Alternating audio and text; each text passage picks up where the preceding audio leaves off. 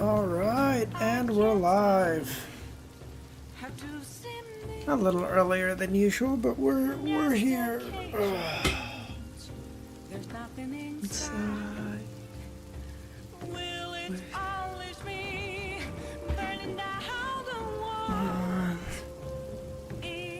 The airway. Romero, how's it going, man? How you doing? The Shashatan. Go Ray. I am both race and mine. I'll pray for you too.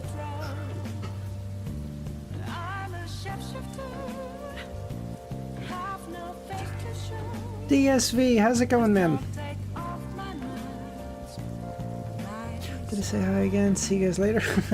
Sounds good, Hollow. Appreciate you popping by, buddy. Yeah, can't wait to see where you're was doing. Fan. Oh shit, nice. I was helping. Goddamn, I did zero workout work today, bro. I mean, we're in training, so we're doing fuck all anyway.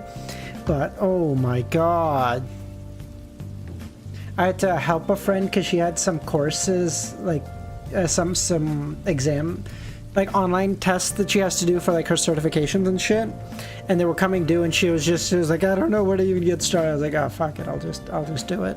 I did like a year's worth of courses in like 7 hours. I just did nothing else but that. Shut the fuck up, Ramiro. Shut the fuck up. Luvian, how's it going? You've never worked a day in your life. Okay, shut up. Devil, how's it going, man? How you doing? I'm not gonna take shit from a fucking child. Okay, you don't get to tell me. You don't get to tell me shit.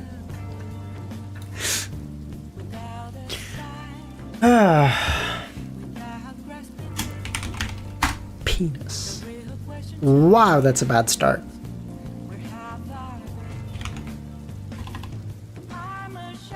Teach me the ways of avoiding work. I didn't even get my hair cut, Devil. My hair is literally just the same. What I'm trying is I'm gonna grow my hair out for a little bit because I've never grown my hair. I've never had long hair ever, and I was like, fuck it, I'm home now. So like, might as well like just try what it looks like. You know, worst case scenario. Like I'll just cut it off. Like what the fuck does it even matter? But the problem is my hair is like really, really thick.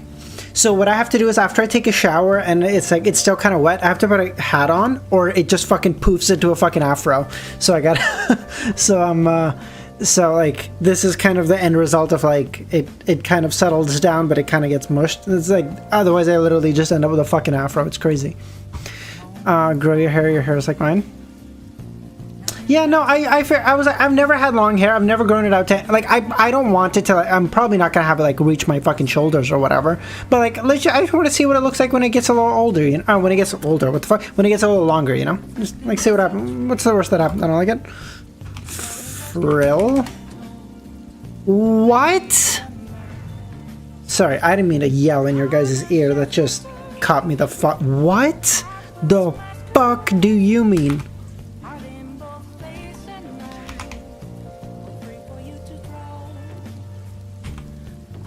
Dainty?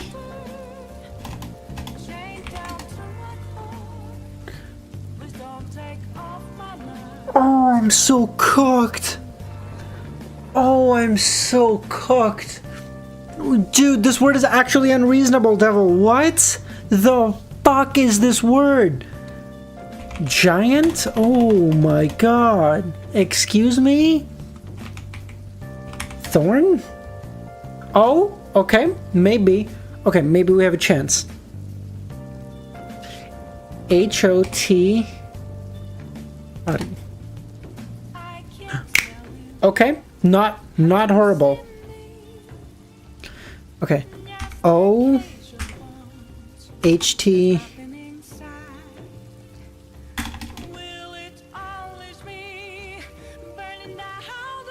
Okay.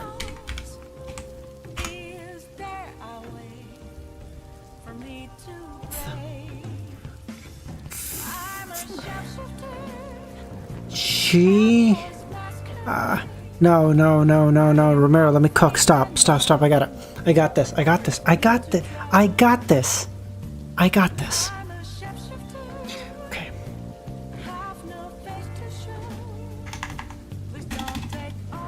C-O.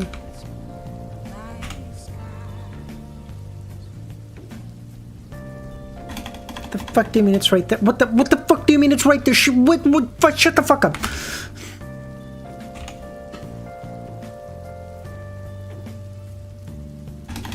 Oh, I was thinking north, but N isn't in there. R isn't in there either. I'm fucking stupid.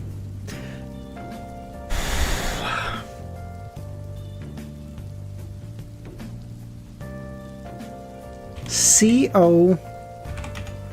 Couth?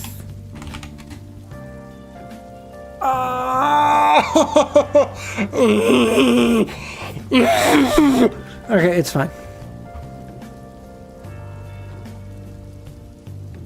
Oh, God.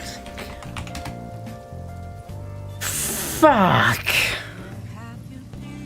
Oh, so close. Ramiro, you probably didn't even know what that fucking word is. Shut the fuck up. You probably didn't even know Couth was a fucking word. I'm not hearing shit from you. Shut the fuck up. So close. My God, Ramiro's actually so hellbent on rage baiting me today. What the fuck?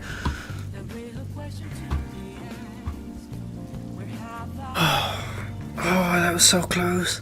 Oh, it was so far, but I got so close. Got so close. Okay.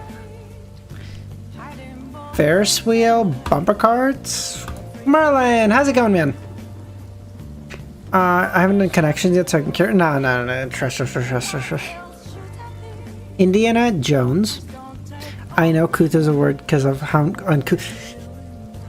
You son of a dude. Ramiro is actually trying to fucking rage bait the fuck out of me today. What? Wrongs, how's it going, man?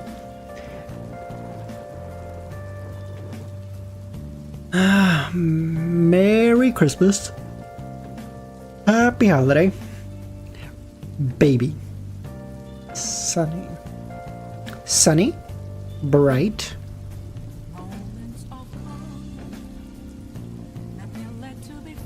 Indiana. Carry on. Duffel. Duffel buggy. Duffel bag. Duffel bag. Roller bag? Is that a thing? Oh yeah, but well, the problem is now the fucking volumes are so short. It's crazy. I feel like I streamed for like 4 days. Volume ending. What? Bro, I gotta make I gotta make videos. These are so hard. I'll finish it on the weekend, Bug. Yeah, I think. Oh, Sag. So Sag. I'm probably not going to be able to stream Saturday, so what I might do is stream on Sunday.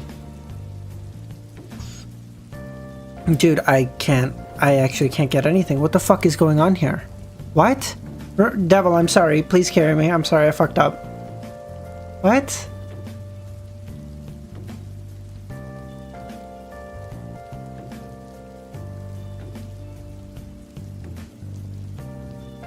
Ferris bumper, Mary roller.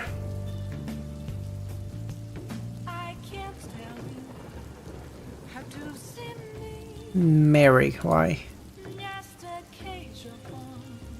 Hey there, how's it going, man? I love how hey there doesn't even have to say hey because it's just kind of in the name. It's like, hold on. Away.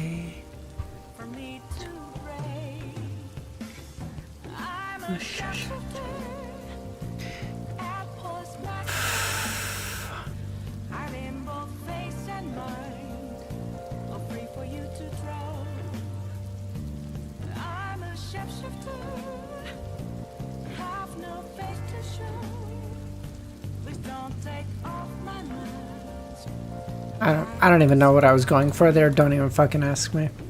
Just, don't ask me, okay?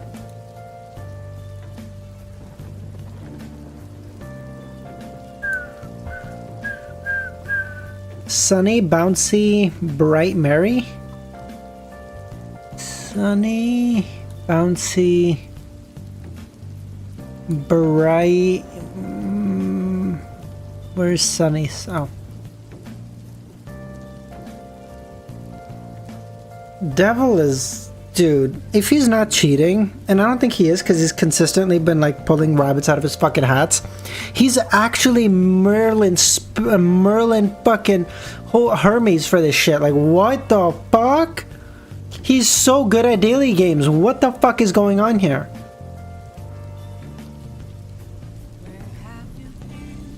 God damn, bitch. Heather, Indiana, baby. He might, dude, unless he's constantly cheating, like, he could be constantly cheating.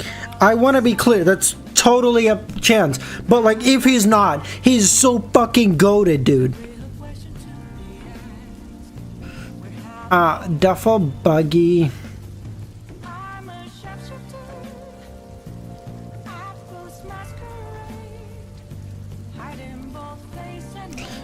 Fucking. Sorry, I keep. Dude, Pee Wee Herman? Yeah, maybe. I don't know, dude. Pee Wee Herman.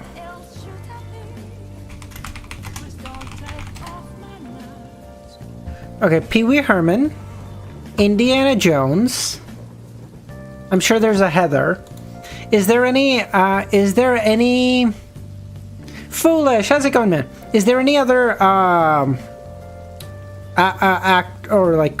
Movie character you can see here? Bugs Bunny? I don't know.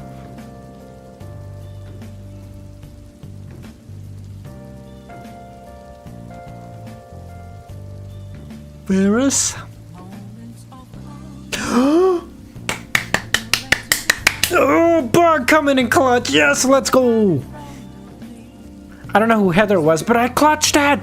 I clutched it. Okay.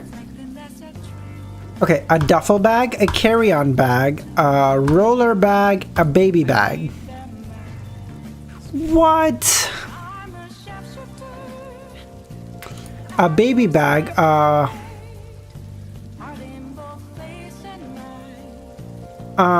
duffel bag, carry-on. Duffel bag, carry-on. Hard shell. Oh, wait. Wait, hold on. Devil's cooking. Let him cook. Might be cheating. Let him cheat. I don't know. Hard shell. Okay. Okay, do we go with carry-on or roller? Yeah, I get that. Do we go with carry-on or roller? They're both 50-50. What are we thinking, guys? What are we thinking? Carry-on or roller? Not baby bag? Not baby bag? Roller bag? Bumper, baby, rubber.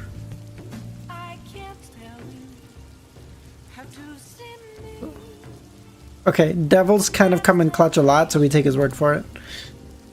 Oh! Oh, come on, let's go, Devil. Let's fucking go. A baby bag is like a bag you carry with all your like baby shit, right? Like formula and diapers and wipes and food and whatever. Oh my god, let's go, Devil! What a fucking G! No, Devil is not a seer, he's a cryptologist. He's a cryptologist. He's of the Marauder pathway, which fits him, and he's good at these fucking games. He's a cryptologist, I'm telling you. Carry a baby, I don't know. Buggy, rubber, baby, bumper. Have to go to improv now? Have fun with the MILFs.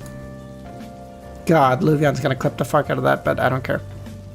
Rubber, baby, buggy, bumper. What the fuck? What is this?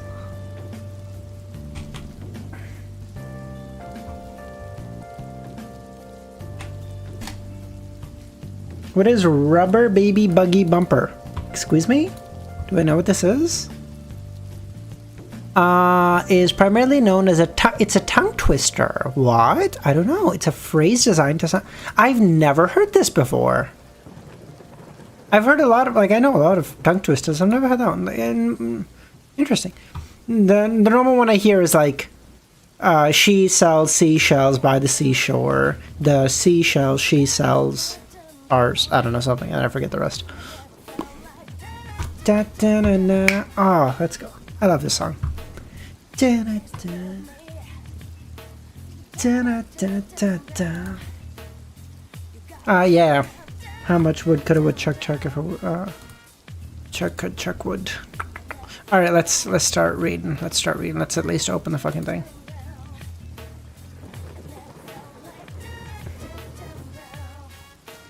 How much wood could a woodchuck chuck if a woodchuck could chuck wood? I believe is the thing. I might have that wrong, but I believe that's it. 1336. I was about to say 1366. Da da da da da.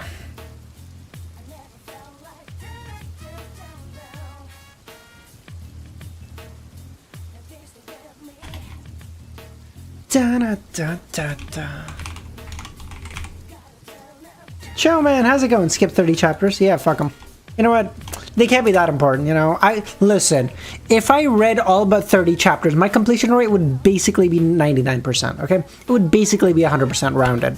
So, like, really, what would...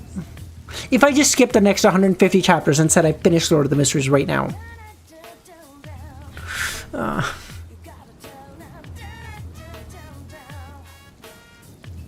Okay. Interaction, something... What do you mean? We're interacting right now, Romero. What are you talking about? I very much have a parasocial relationship with you guys.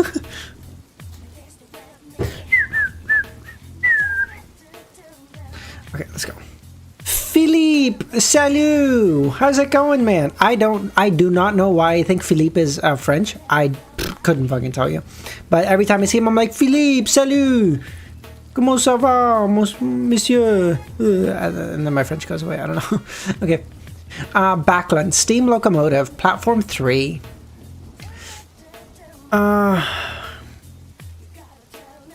Alfred chatted with his parents and sister for a while before rushing to leave the train during the gap in between. He came to the platform and said to his squire, "Give me an East Balam cigarette."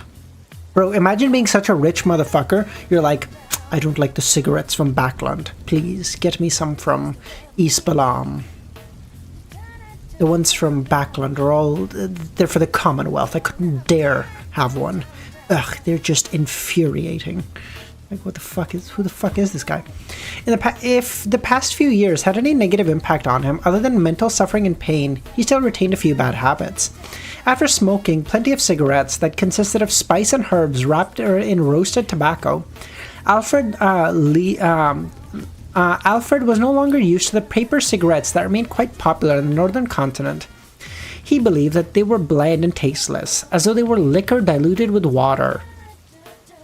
Have you guys ever been drunk enough where, like, you start drinking and it just tastes like water and you're like, oh, I gotta stop, bro. Like, I'm cooked right now. Like, it's not good. As for cigars, he felt that it needed a good environment to slowly savor it, not his present situation. Of course, his smoking addiction wasn't too serious. A disciplinary paladin had a good enough constitution and spirit to resist such influences.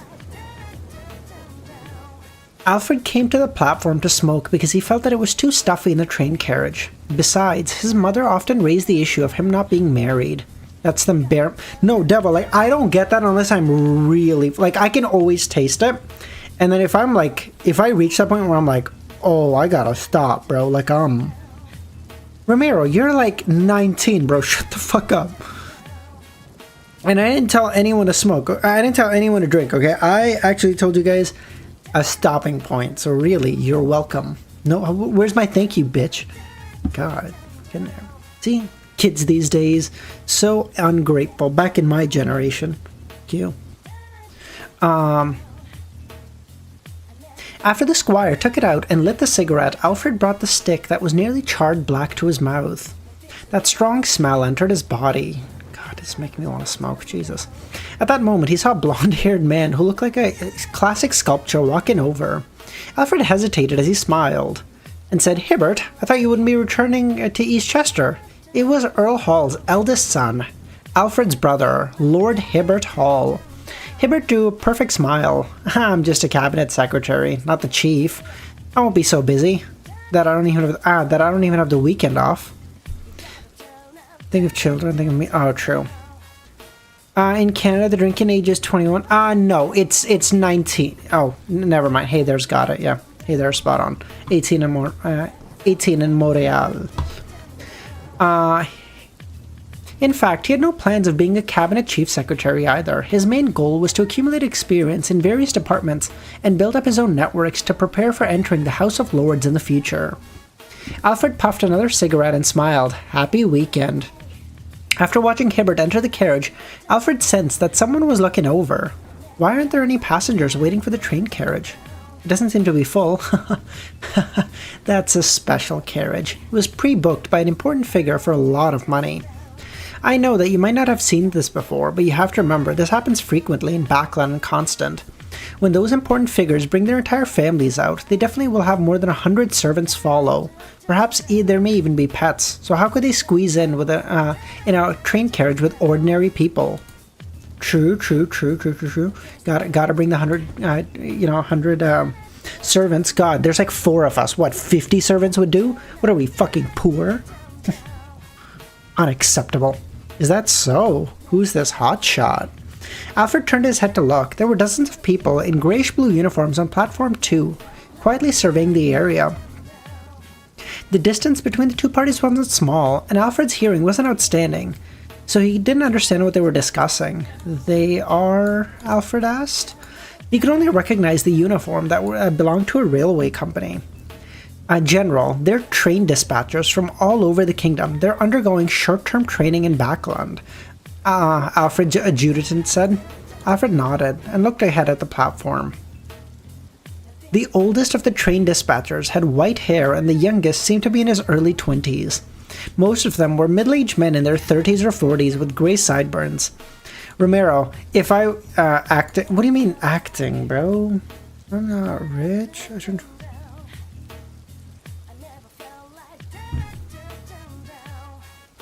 Oh, yes, but Devil, now you can go to Vegas. That is the primary benefit of being 21. It doesn't really mean anything to us in Canada because it's like, but now you can go to Vegas and you can gamble. Based. 10 out of 10 experience. Would recommend, will be doing again. The oldest of the train... nope, already read that. Insomnia C, City of Generosity. Bam. Romero, the plan is to eventually get a million members, take that $1 million, assuming it's all like level 1 memberships or whatever, put it all on black, and then hit, and then take it all, and then hit it all on black again, double it, hit it all on black again, double it, and then go one more time, but on red, and lose it all. Black's my favorite color. What do you mean? Like, I have fucking 20 t-shirts. They're all black. What do you mean? In the Sonia C, City of Generosity, if any motherfucker in chat says, oh, black isn't a color, it's a shade, you can get the fuck out of my chat. I don't even... Just leave. I can't even... Verdu carried his luggage, which didn't contain many valuables, and boarded the boat at night. He left the harbor and boarded a pirate ship. As a Sequence 7 of the Apprentice pathway, he wasn't very good at combat, and even though Verdu had a mystical item with him, he was rather afraid of its negative effects. He wasn't willing to use it unless it was critical to do so. Therefore, in order to avoid danger, he tried his best not to bring anything that would attract the greed of pirates. Nah, Ramirez gonna...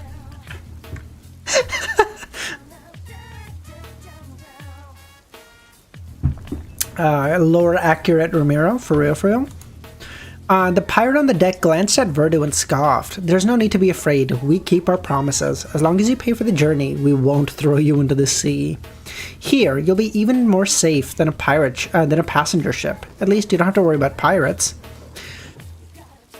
Seeing Verdu silent, the pirate gleefully threw a key at him. The second floor on deck, the room at the end. Verdu caught the key and entered the cabin. This level seemed to be specially prepared for people that board the ship for various reasons. Along the way, Verdu encountered a few passengers, totally unlike the pirates. Arthur, no! Arthur, you just roasted the fuck out of it! How's it going, Arthur? Arthur coming in with the fucking heat! Hold on, I gotta turn on my fan, it's gonna get hot in here.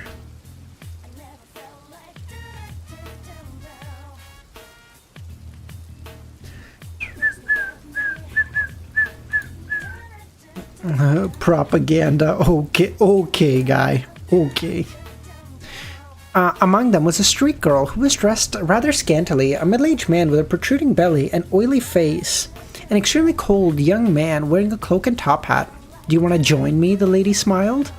She fluttered her eyes at him as she asked. It was clear that it wasn't clear if she was planning to do some business on the trip, or if she was doing business while happening to make a trip. Verdo ignored her and continued walking. That well-defined, cold young man also stopped at the entrance opposite him. Backland, Westboro. Who's this young man? I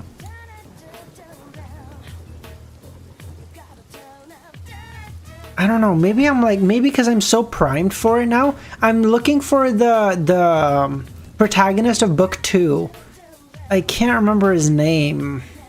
Fuck, someone even told... There was a comment that told me his name, but I forgot, bro. I'm actually old as fuck.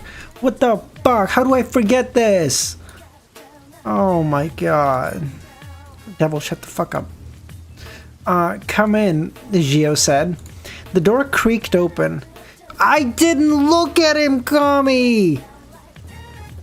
Why would you look for a character in book? What? I mean, someone told me. Bug, shut the fuck up. Oh my, Bug, there's like a non-zero chance you're older than me. Shut the fuck up.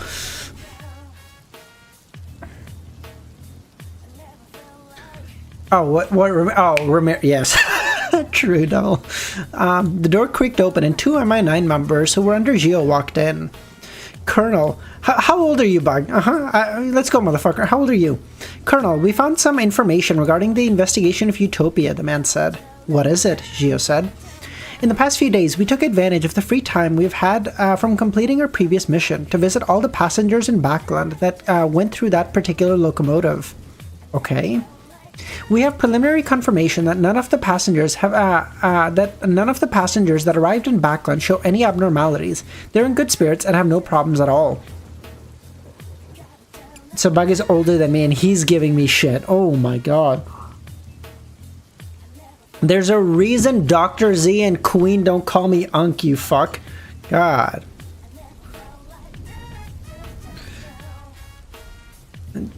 John, oh, of course it's John Mysteries, my bad. No, here's the thing.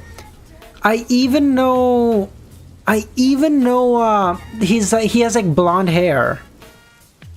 Cause the comment was like, it was a comment on one of the VODs, and it was at the end where we were looking at some art, and it was some art of Anderson, and I was like, oh, that's like a cool Anderson photo or whatever. And the comment was something to the effect of, that's not Anderson, that's book 2 protagonist something. What the fuck was his name? Oh my god. I don't want to look at it, but fuck. John, oh my, shut the fuck up, devil. However, we discovered something. At that time, not everyone returned to the train. According to 2 passengers, their neighbors chose to remain in Utopia. One was a lady who loves traveling and exploration and has a deep love for foreign places. After witnessing the outstanding wine, desserts, and iced tea, she decided to give up her original plans and stay in that city for a while. The 2 passengers learned about this when they were chatting with her. Not only did they share neighboring seats, but they also chose to stay in the same hotel. That hotel seemed to be the same one that our intelligence officer stayed in, called Iris's. Change the music. What, you don't like the song? Bro, come on. The music's great. Okay. The 2 passenger... Nope, already. Nope. Have you investigated the lady? Gio asked. What's her name? No, we can't be sure if she has left Utopia. Oh, Audrey, you're right. His name is John, Circle of Inevitability, Doe, of course. Yeah, my bad. Of course. Silly me. Those 2 passengers only know that lady's name is Monica, but they don't know her last name or background. Monica. You will know when it needs to be known. Fuck you. Okay, fucking Nietzsche over here. Monica, am I making up that we remember this name? That I know this name? Or am I just fucking Fool, how's it going, man? Long time no see. Ben, how's it going, man? I appreciate you popping by. No worries. I didn't say that, Sun Tzu.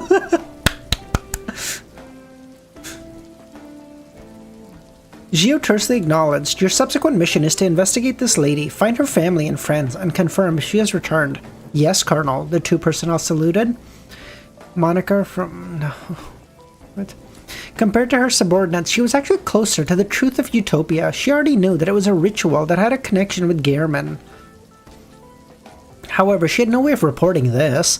Without mentioning the origins of the information, Gio needed to consider whether Gehrman was willing to let this leak. Perhaps I can try contacting Gehrman and ask for his opinion, Gio thought. After changing her clothes, she returned to Eastborough and the bridge area. She headed to different bars, just like back in her bounty days, to gather all sorts of information from different people. So, wait. Okay. So we don't know how a god becomes a super god. Sorry. A god becomes above the sequence. My bad. Sorry. I'm gonna get used to that, okay? In my mind, it's still super god. So we still don't... But the fact that the goddess took the uniqueness of the combat pathway, the god of combat's uniqueness, tells me that probably you need to be a god of your pathway, you need to collect the other two uniquenesses, assimilate them, and then you probably need the Sephira of your neighboring pathways, I guess, or whatever the fuck. Super Saiyan God, Super Saiyan, yeah, exactly. During this process, she asked about Utopia in passing, but no one had heard of it.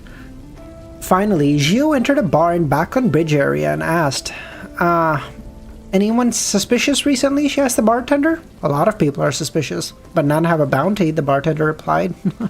Have you heard of Utopia? Gio asked. I've heard of it. Where from? There was a guest who came in earlier. I promoted her specialty cocktail to him. He said that he has other things to do and that he could only drink a glass of beer. I praised him and asked him where he was from. He said, Utopia. Wendell had just finished his breakfast when the doorbell rang. Through the peephole, he saw a police officer in black and white checkered uniform standing outside. May I ask what's the matter? Wendell asked as he opened the door. Who the fuck is Wendell? If I know the name. This house was a place that he had been assigned to after coming to Backland. This was because he would be staying in the city for a while. The police officer was young and inexperienced. He was only in his early 20s. He forced a smile and said, Hello, I'm Biles, a police officer. There's a case that requires you to provide testimony. What case? It's the Tracy homicide in Utopia. Wendell's eyes widened. Oh, I see. Okay. The dude who... Yeah, I got it. Thank you.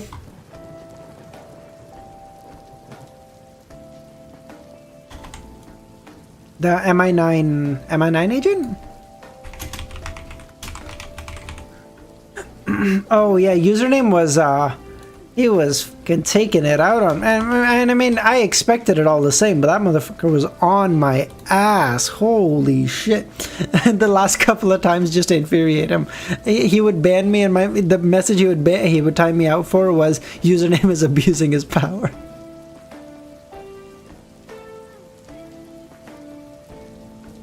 I gotta get easy to mod me just to piss the fuck out of him.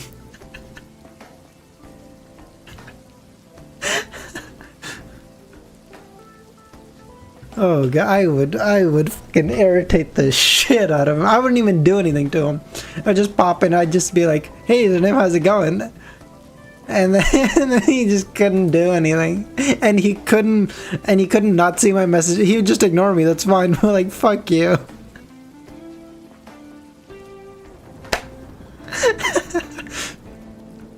I'll ask Easy to mod me when we talk next weekend or something. Oh god. At that moment, Wendell felt his calves tremble. After leaving Utopia, he'd anticipated the worst, sudden death with no reason, but he never expected that he would meet someone from Utopia in Backland. More importantly, the visitor had even invited him. To Wendell, this was scary. Him not experiencing a breakdown could only be attributed to his good mental fortitude. Keeping his composure, Wendell asked, I've a lot of things to do recently. The trial will happen in 2 weeks. Here is the subpoena, the police officer said. As he spoke, he handed the document. Frankly speaking, Wendell didn't want to accept it, but he had no choice. Biles took a step back. This concerns the future of a lady. I sincerely hope that you can testify. It depends on the situation. Wendell didn't agree or refuse. Biles didn't say anything as he bowed. I'll wait for you in Utopia. I sincerely hope we meet again. With that said, he turned around and left the residence. Throughout the entire process, Wendell seemed to have been frozen in place. After another 10 seconds, he woke up from his nightmare, collapsed to the side weakly, and held himself up by his right hand to the door. Just now, he'd been so afraid that Biles would forcibly bring him back to the non-existent Utopia. If that happened, Wendell didn't know if he had a chance. Perhaps he would just disappear forever. Compared to sudden death, this impossible to predict but clearly negative outcome left him even more scared. Wait, username was mad at Queen? What? Queen's like the sweetest person ever. Why?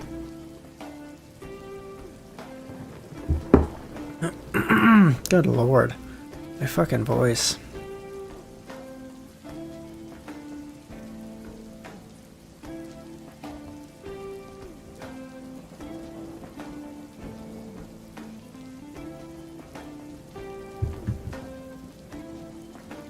He's mad at her for being in his presence, bro. Why do you bother asking? True.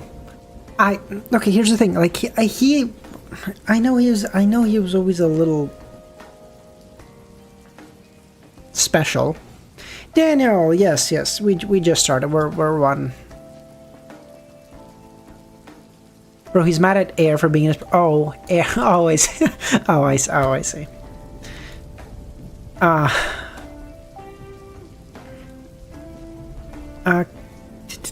I need to report this matter to the brass, capture that policeman from Utopia, and find out the real situation of this bizarre town, and a suitable way to resolve the problem completely. Wendell snapped back to his senses and tried his best to perk himself up. He prepared to inform the MI9 members who were informing him. He still has access to the...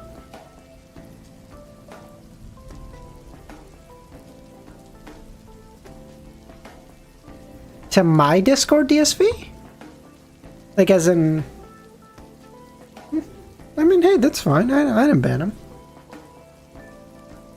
I'm Thorfinn, for real, okay? I have no enemies. The truth is, no one has them. At this moment, he realized that there was a huge problem with his response. He didn't grab the opportunity to inform his monitoring colleagues with a hand gesture that the police officer who had visited him was problematic. He didn't try to stall for time either. Instead, he waited for the monsters to realize that something was wrong. He also didn't show his talent as an intelligence agent, asking superstitiously Biles which hotel he stayed at in Backland and what day he was setting off. He was so terrified that he could only subconsciously use a response that wouldn't create an accident. With that said, Wendell walked out the door in the direction where Biles had left. This police officer from Utopia had blended into the crowd. Retracting his gaze, Wendell looked down at the subpoena. What will happen if I don't go? The more Wendell thought, the more scared he became. His calves weakened as he made a hand gesture to inform his colleagues. Who do you think would win? Klein Sequence 8 or 100 gorillas? Sequence 8? As a clown? I feel like 2 gorillas take his ass. Am I crazy? As a clown, all he has is his tarot cards. He's getting his fucking arms ripped off. What? 100? Are you nuts? What is he gonna do? Like, oh, I'm gonna jump really high. The girl's gonna grab him by the leg and fucking... Oh, I've got the perfect thing for this. I've got it. Oh, I've got it.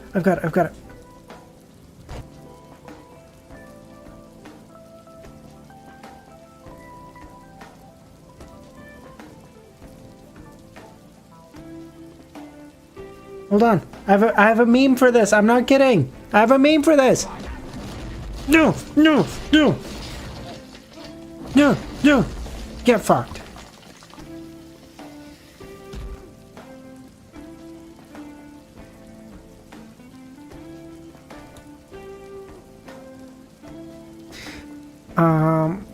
After learning that Utopia had a resident in Backland, Gio was both shocked and confused.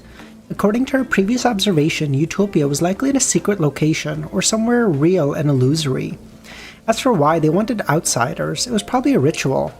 Therefore, according to Gio, the people of Utopia wouldn't leave their hometown. Is this also a requirement? What is the true identity of these residents? Mr. Fool's believers, Gehrman's companions? She had no choice but to return to MI9 headquarters due to the lack of information. She hesitated on whether she should send her subordinates. She wasn't sure if Gehrman would be happy to see such actions being taken. After pacing back and forth, Gio prepared to pray to the Fool and ask him to transfer her questions to Gehrman. As she walked to the chair, she swept her gaze at the report in front of her. It was an investigation report that her subordinates had prepared. On one hand, they had confirmed that there were no problems with the outsiders that arrived in Backland. On the other, they had pointed out that there were passengers who remained in Utopia. Passengers. That Utopia inhabitants had their own goals in coming to Backland. It wasn't a random trip. And his goal is very likely related to the passenger who has left Utopia. Gio was alarmed. She attempted to pray. Just then, someone came in. As the door opened, Gio saw the goateed Locke and Wendell. Colonel Wendell met someone from Utopia. He paid him a visit directly, Locke said. Indeed, Gio wasn't surprised. Why did he visit you? She asked Wendell. He requested that I head to Utopia to testify about the case that I mentioned in my report, Wendell said. But, like, imagine how fucking crazy it would be. Like, you know, they send some cops over there and they're like, hey guys, we believe this town is fake.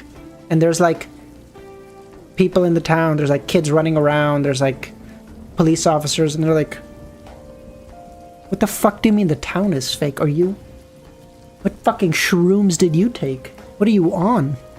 Excuse me? And you're like, I don't know. I don't know. My manager said so, okay? I'm just listening to orders. Shut up. I'm not stupid.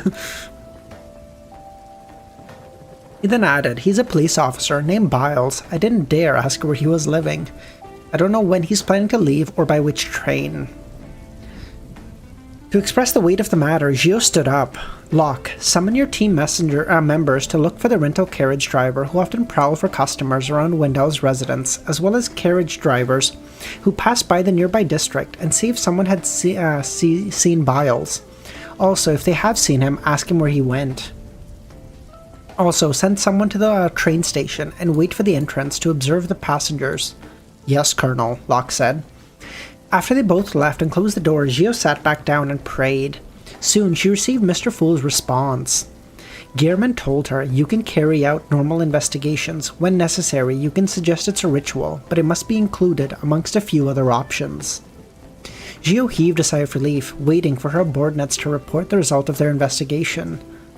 As night fell, Locke returned. We found the rental carriage driver that took the Utopian's business. Oh, Gio said.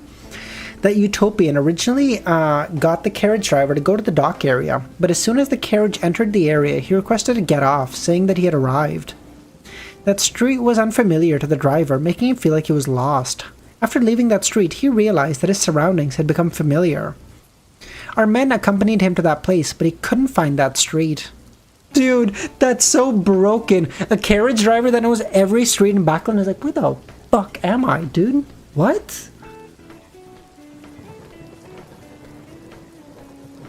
This is like, do you guys know about this? Like the London taxi driver fucking exam or whatever? Bye, devil. Have fun, buddy. like the London taxi driver, like apparently to be a cab driver in London, you have to know, like, you have to go through this giant fucking exam that you gotta know every single fucking side alley and small street in London. In all of it takes like 5 years to study for or something. You're like, what the fuck, to be a cab driver? Like, just use Google Maps. I'm like, no, gotta know it all. What the fuck? Just reread too. Yeah, I don't know. It has very mixed opinions, Daniel. A lot of people that have read it go like, "Oh my god, it's fucking amazing," and a lot of people go, it's fine," but like falls short of Lord of the Mysteries. So I don't know. Gio nodded. It matches our preliminary description regarding the entrances and exits of Utopia. Colonel, are you saying that no one can enter, one can enter or leave Utopia from any city in any street? Locke asked. From the looks of it, yes, but I have a feeling that there's something wrong. How does Utopia come to connect to different places? Tell Wendell that he'll spend the following 2 weeks here until the subpoena expires. Yes, Colonel, Locke said. Wendell didn't have any objections to the Colonel's arrangements. He could even say that he was relieved. His temporary residence in the MI9 headquarters was a simply refurbished room. At a glance, Wendell saw the pitch-black ravens standing outside, looking over. Ravens? Amon? COI would definitely be better when not read 2 a day as it comes. Oh yeah, that would definitely fuck it up. A night in Bansancy was abnormally creepy. From time to time, the cries of ravens and other seabirds could be heard. Verdu stood at the window, watching the approaching dilapidated dock. After a few days at sea, the ship he boarded was about to reach the harbor. The captain had informed Verdu in the morning that he would only wait for 2 hours. If he exceeded 2 hours, Verdu could only wait for the next ship on this island. Who knows when that would be? After taking a deep breath, Verdu retracted his gaze and took off his coat. He then opened his suitcase, took out a black robe and wore it. Black robe? Amon? The surface of the robe was embroidered with golden and silver threads. There were many gems the size of rice grains in it, a sealed artifact of the family. After making preparations, Verdu left the pirate ship and entered Bansancy Harbor. Along the way, the robe tightened, causing his face to turn purple as he nearly fainted. This is reminding me of like Doctor Strange's cape from like Marvel. As Verdu walked, Verdu found the spot where the telegraph office stood.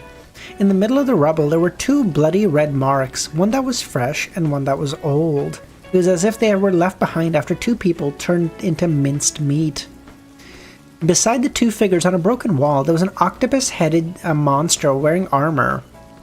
Verdu raised the lantern in his hand high and was about to take a closer look when he felt a drop of cold liquid on his neck. Gripped with terror, he reached out his hand. He found it sticky, nothing like rain. It was colorless, not blood. It's like saliva. Verdu's forehead twitched as he raised his head to look up. It was a swath of pitch black up top, a night sky without the moon or stars. I feel like several people have said that. Several people are like, "Oh, I'm gonna read COI when you start." Like, bro, just.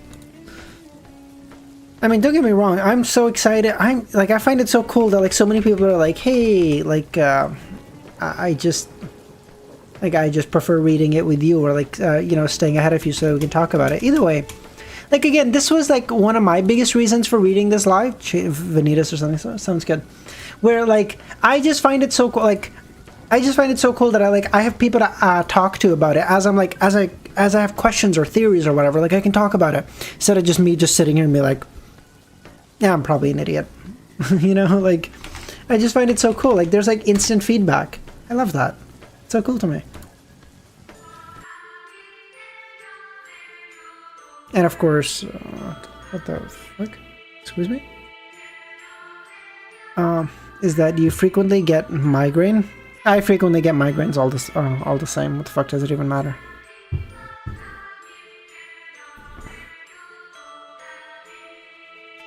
Aw, Luvian. Thanks, buddy. I fucking love you. Verdu subconsciously swallowed his saliva, feeling an indescribable sense of fear. Ramiro, I know. I want to read Absolute Batman 2. That comic looks so goated. What like, Absolute Joker looks like a fucking menace, but like the backstories are so cool too. I don't want to spoil it for anyone who doesn't want to know, but like the backstories are so cool. The backstories of the Rogues Gallery, like no, the Rogues Gallery is Flash. Sorry, my bad. The backstory of like Riddler, not Scarecrow, Riddler, Killer Croc, Penguin, like all those guys are so fucking good. Oh, it's so good. I feel like they're also called the Rogues Gallery, are they not? Rogues Gallery. Am I fucking crazy? Is that just for? No, Batman's Rogues Gallery. Okay, I'm not fucking making that up. It is Batman's Rogues Gallery. Okay, never mind. Okay, I was like, I swear.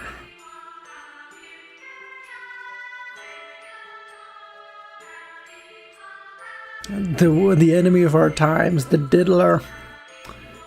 Hey, just remember, the Diddler was not guilty, okay?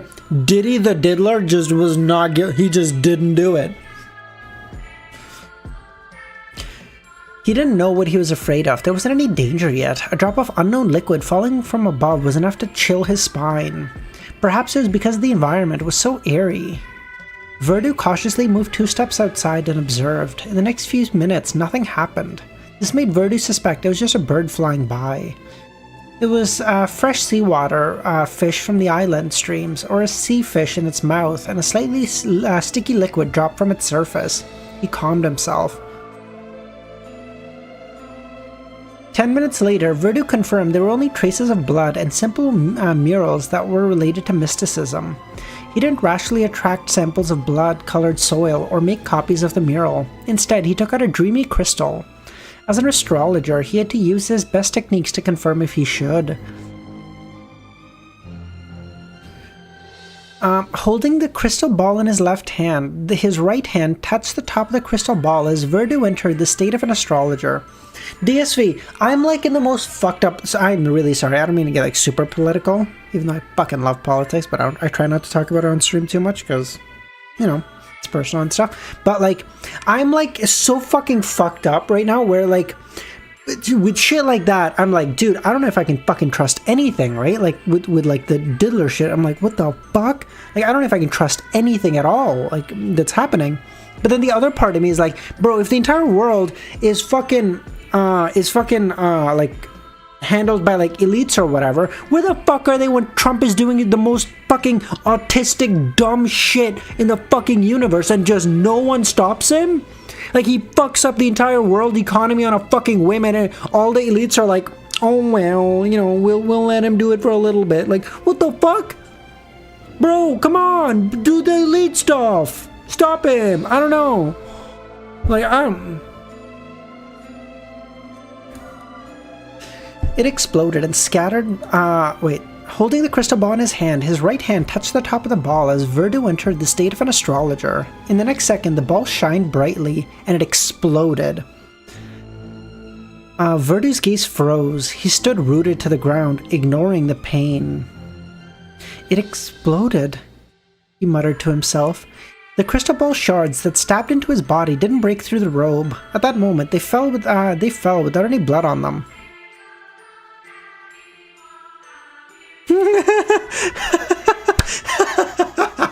Sorry, money. Sorry. Fuck. That message was really funny. My explanation is they cannot use hard power, but softer. But like, bro, the Diddy stuff couldn't be soft. Everyone saw it and was like, what the fuck do you mean he's not? If he's not guilty, everyone ever has been not. No one's ever been guilty. Like, I don't know if anyone's been more guilty than that son of a bitch. Are you fucking kidding me?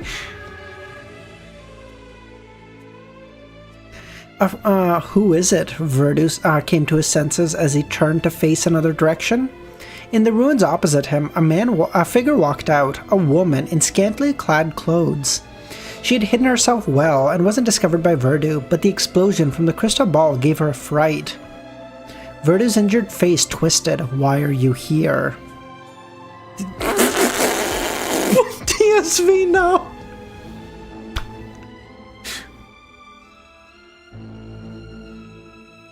Why are you here? This is Bansancy Harbor, not your home. Why can't I be here? I felt bored and came down to take a stroll, hoping to pick up some jewelry from the ruins. Any problems?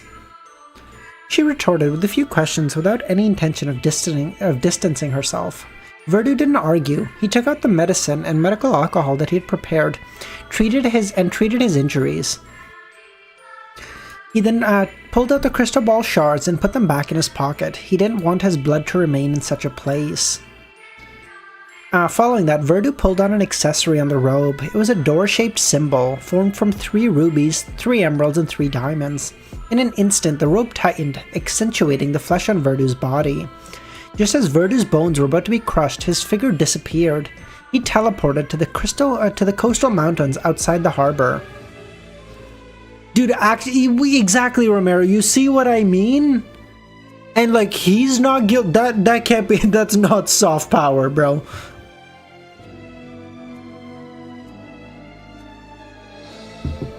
I don't know what he bribed his judge with, but bro, that judge must be like fucking unofficially like number 3 on the Forbes list or something. Like, that motherfucker's gotta just have like so much money, his kids will never have to work. Like, I don't know what they gave that judge. Oh my god. The mountain collapsed and turned into rubble. According to what Verdu knew, this was the place where Bansancy residents used to worship the god of weather. After the crystal ball exploded to warn him that the telegraph office was hiding a lot of danger, Verdu didn't dare continue exploring. He then moved to his next location. This allowed him to escape the woman's tailing. As soon as Wilder's figure appeared, he bent down and took a deep breath. Is this Verdu? As if he was finally recovering from being suffocated. At the same time, Verdu felt a sharp pain in his right rib, as if his bone had fractured.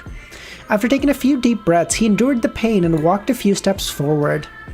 Without a doubt, the altar had been destroyed. There was a glassified, slightly charred crater. The gravel had traces of being engulfed in fire. Verdu surveyed the area and raised his right hand. With a whoosh, a small portion of the gravel was pushed away. A trickmaster's wind trick. Bro, you're like the most shitty version of a fucking magician ever. No, trickmaster is like clown. It's fine. This is like their thing instead of like throwing tarot cards or whatever. As the gravel flew, Verdu saw the charred ground. There were a few parts left in the area that had extremely incomplete patterns drawing in symbols. The sound of the wind grew more and more intense as it resonated in Verdu's ears. The wind that could only blow small gravel had somehow turned into a hurricane. It even pushed him into a state of staggering. Wild clouds gathered in the sky. Although he had heard that Bansancy was a weather museum, he had never thought the changes would be so quick.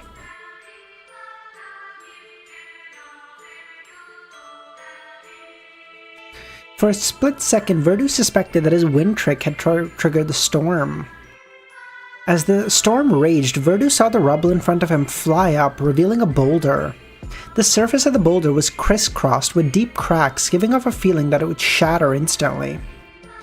At this moment, the wind had calmed down, but the heavy rain was still brewing. Thinking about how he was already in the harbor and couldn't afford to be scared, he mustered up the courage and approached the boulder. Bro, this guy's gonna fucking die here, huh? Okay, 2 options. He either gets like insta-smited, or by some fucking,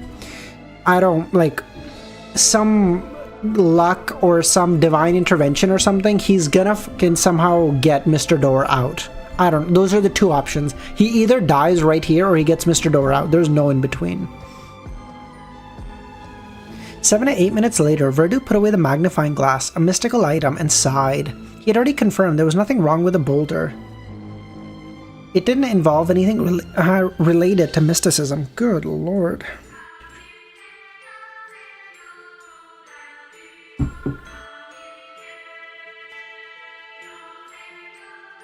Verdu was about to retract his gaze and leave when he suddenly saw the interface of the boulder's bottom. The bright redness seeped out, like blood flowing out. However, it didn't spread into a huge area, limited to a very small area. Is this like an entrance to the chaos dimension or whatever the fuck that door was, like in the underground ruins that Emlyn sent him to? No, I still don't know the name, Daniel. I'm like 80% sure I know what it is, but... His lips quickly turned dry as he thought this wasn't a good development. After swallowing a mouthful of saliva, Verdu raised his right hand and created a gust of wind, causing a number of miniature rocks to roll over to fill the bottom of the boulder. He didn't stay any longer. He forced himself to activate teleport again, headed for his final destination. Another rib cracked. In addition to the suffocation, Verdu felt like he was hovering on the edge of death. It took several seconds to recover. This place was also in ruins, a collapsed house. According to a pirate who had explored the ruins of Bansancy, there was an item here. It was an ordinary door, but it was the only thing that remained intact in Bansancy.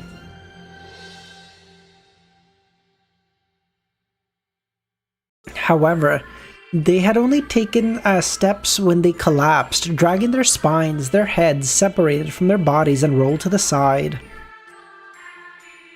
This frightened the pirate. He didn't dare stay any longer. Audrey, what's up? Adam became visitor after day. Oh my god. A change in the times. The trend of the times. Oh, so clear. Yeah. Verdu didn't fully realize that the other party had told him. However, even if it was an exaggeration, Verdu believed that the door was worth studying. The ordinary-looking door was leaning against a collapsed wall. There were no corpses around it, nor was there any traces of blood. Indeed, he's exaggerating. Perhaps the pirate heard about this door from somewhere else. Verdu looked around and asked, "Who is it? Why are you monitoring me?" He didn't notice anyone, but based on his experience, he could use the words to see if there was a reaction. A few seconds later, a middle-aged man with a belly appeared. He said nothing and left the place. Verdu heaved a sigh of relief, as he didn't waste any time. Bro, Verdu is like actually pulling aura points. He's like, "Why are you here? I don't know if anyone's here." And then someone shows up and he's like, "Oh, 10 out of 10. Aura gained, for real, for real." Verdu heaved a sigh of relief as he didn't waste time approaching the door. After thinking for a few seconds, he retracted his hand into his sleeve and used the robe as a glove to pull open the door. Verdu pushed the door like he was normally opening the door, but nothing happened. He tried many other methods, but failed to make the door display any abnormalities. It just seemed to have been preserved by the luck of the Lord of Storm. Verdu tried to calm himself. He thought for a moment and tried to open the door again, but unlike before, he held a candle and gently twisted it down. Volume 6. Oh shit, Doom, thank you, man. How's it going? Thanks so much for being here. I appreciate you, buddy. Volume 6. Oh, so you're almost caught up. We're like, I don't know, 50, 40 chapters after Volume 6? That's not bad at all. Verdu's a loyalist, for real, for real. How are you a loyalist to someone you didn't even know? You're like, oh no, he's our ancestor. What do you think this door is about? The uniqueness of their pathway? I don't fucking know, dude. No, I don't know. What's unique about their pathway? Doors. I don't know. After hearing the light click of the metal colliding, Verdu pushed open the door and let it lean against the wall. This time, a grayish-white fog appeared. In the fog, there was a faintly indescribable street and a row of terraces. Outside one of the houses, there was a wooden signboard. Bansancy Harbor Telegraph Office. Verdu's pupils dilated as he heard a calm voice from the office. Are you here to send a telegram? Please, come in. Once you catch up, you're gonna have to attend streams as always to live. One time. What's your least favorite pathway? Okay. Here's the okay. There's two different answers. The answer is the least favorite that I would want to be, and objectively, I think the least useful. Which answer do you want? Yeah, I remember the stuff about Bansancy, remember?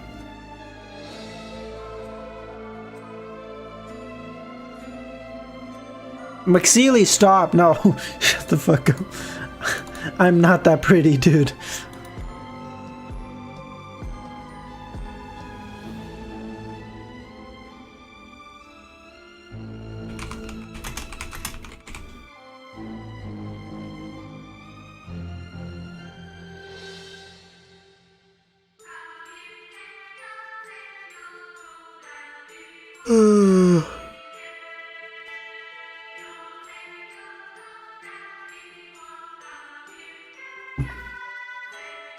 Although the voice coming from the telegraph office wasn't anything out of the ordinary, it was a little intermittent. It lacked the obvious changes in tone. It was like a bullet with flame shooting into an ammunition dump.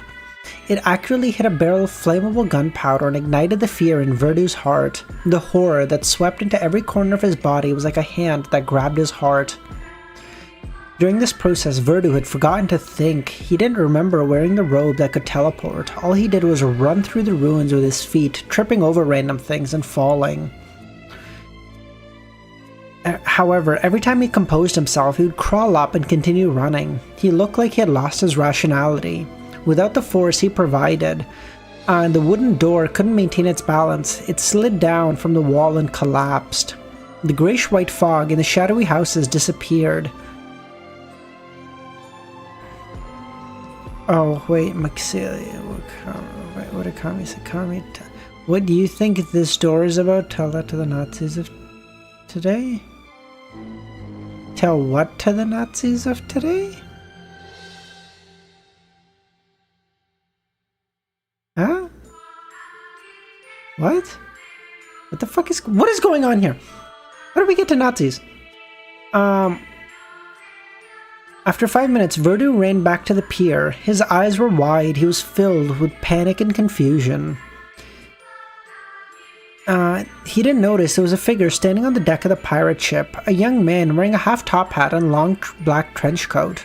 Verdu didn't think about it, immediately using the gangway to return to the ship.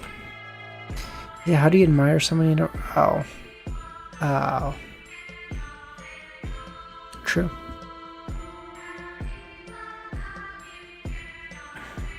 Targaryen loyalist? Yeah, but like the Targaryens were based, you know, they kind of ran the entire kingdom for, I don't know, a long time. I don't know. I don't know the timeline of Game of Thrones very well, okay? I just know, like, 7 kingdoms all fucked up, King... I don't know, one of the fucking first Targaryen, I don't fucking know. Him and his 2 sisters rode in on 3 dragons, just set everything on fire, reunited the 7 kingdoms, except Dorne, which held out, kind of based. And then, he slammed the door shut and curled into his bed. He wrapped himself tightly as he shivered. When another of his ribs fractured, the excruciating pain struck him and he finally recovered from his horror, realizing that his limbs were sore and his body was hot. He struggled with all his might and finally took off the robe and fell into bed. Outside the cabin, the cold-looking man raised his hand, took out a human-skin glove and wore it on his left palm, and vanished into thin air. Klein?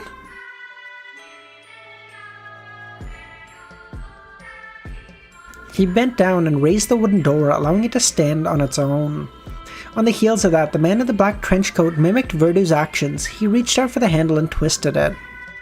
Almost at the same time, he saw the grayish-white fog in the indescribable streets.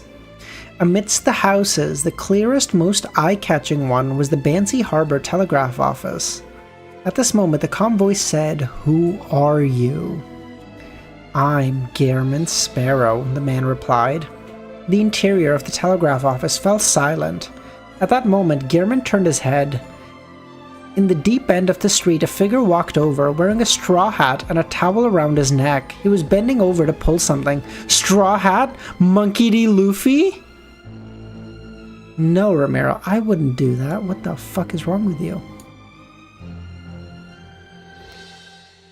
As the figure approached, the outline of the object behind him became clearer. A vehicle with 2 wheels. It had a roof that could block the scorching sun and rain. In the vehicle sat a lady with a waist-length dress. Both she and the driver were concealed by thick fog. When they passed Gehrman, he barely managed to see a few details. The hunched man pulling the carriage had a rotten face with pale yellow pus flowing. In areas where the lady wasn't covered by the fan and clothes, her skin was swollen with a glisten amidst many blue and black spots. It's the Luffy cameo! Let's go! Luffy and Lord of the Mysteries. With a ring, a bell sounded. The blue train with 2 carriages sped over. In this moment, Gehrman realized there was an iron-black track on the ground. On top of the train carriages, there was a rather complicated metal frame. Through the glass window of the train, Gehrman saw the passengers. They all faced the streets, but only their heads remained. Each head was dragging a bloody spine.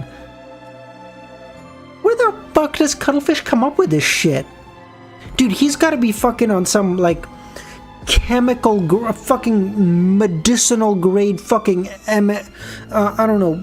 I don't even know my drugs, dude. I don't know, fucking MDMA or some shit to come up with this. What the fuck? What pathway would Luffy be? What pathway would be the most about, like, liberation?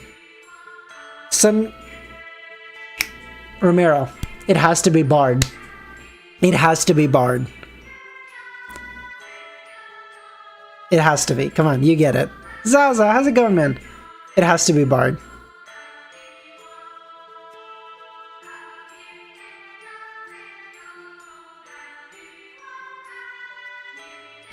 No, it's the sun. It's the sun every time. I don't want to spoil it for people.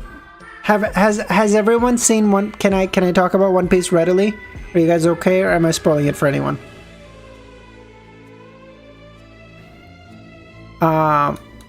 Gehrman's pupils dilated as he watched the scene. After nearly a minute, he took a step forward in an attempt to enter the blurry streets. Okay, fine, I won't talk about it. But the fog blocked him. No matter what happened he couldn't pass through it. 15 minutes later, Gehrman stopped the attempts and closed the wooden door, eliminating the fog, and teleported back to the ship. Okay, I won't, I'll stop. I have until Gear 4, but dropped this. What? Excuse me? Bro, if someone says, like, I watched the first 10 episodes of One Piece and I gave it up, I'd be like, fine, you know what, I get it. Starting was a little rough. You watched till Gear 4 and dropped it?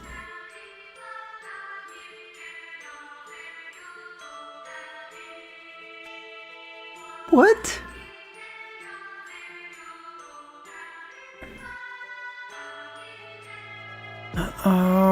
15 minutes later, Gehrman stopped his attempts and closed... no. He then placed the wooden door on the deck and reached out his left hand to grab the handle. Suddenly, there was a cracking sound from Gehrman's neck. His head seemed to be raised by an invisible hand as it dragged out a bloody spine. Gehrman's expression didn't change as he raised his right hand and pressed it above his head, pressing his head back to his position.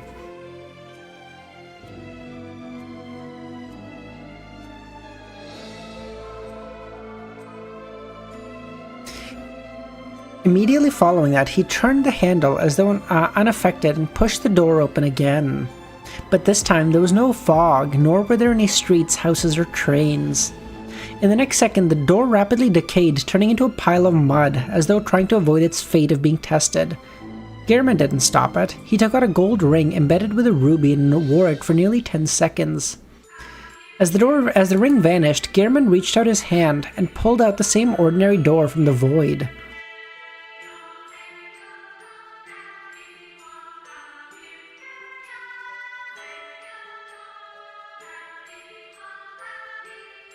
So wait, someone... So Someone dragged out Klein's spine and he said, I wasn't really using it anyway. And just regened it with the curse of, with the ring of curses or ring of the flesh or whatever. I know he's an angel and whatever, but like, someone took his spine and he said, I wasn't using it anyway.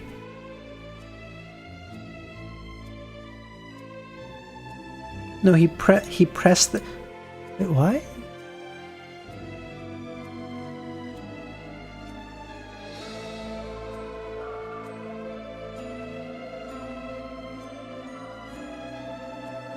I don't know if I'm good here. I don't know, I'm so lost. Wouldn't you do the same? No, I just tank it, you know? Like Gehrman, I don't really use the spine very much, you know? It's just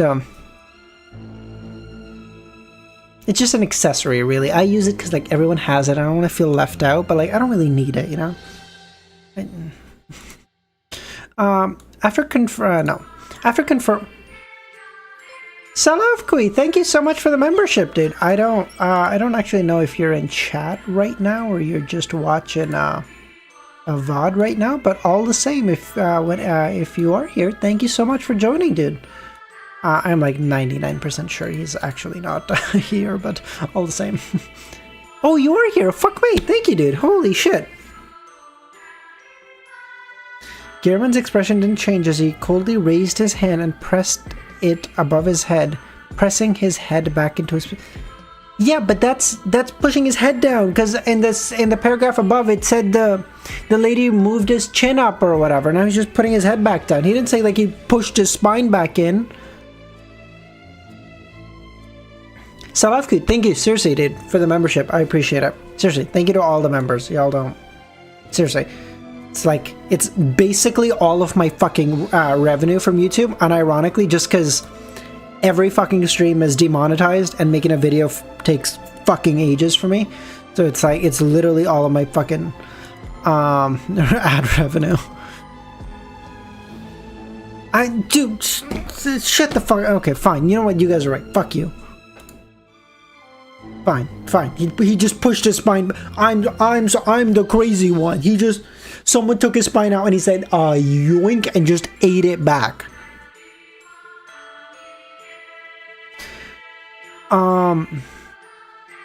2 hours later, the dark clouds in the sky dissipated as the storm that had been brewing for long didn't descend.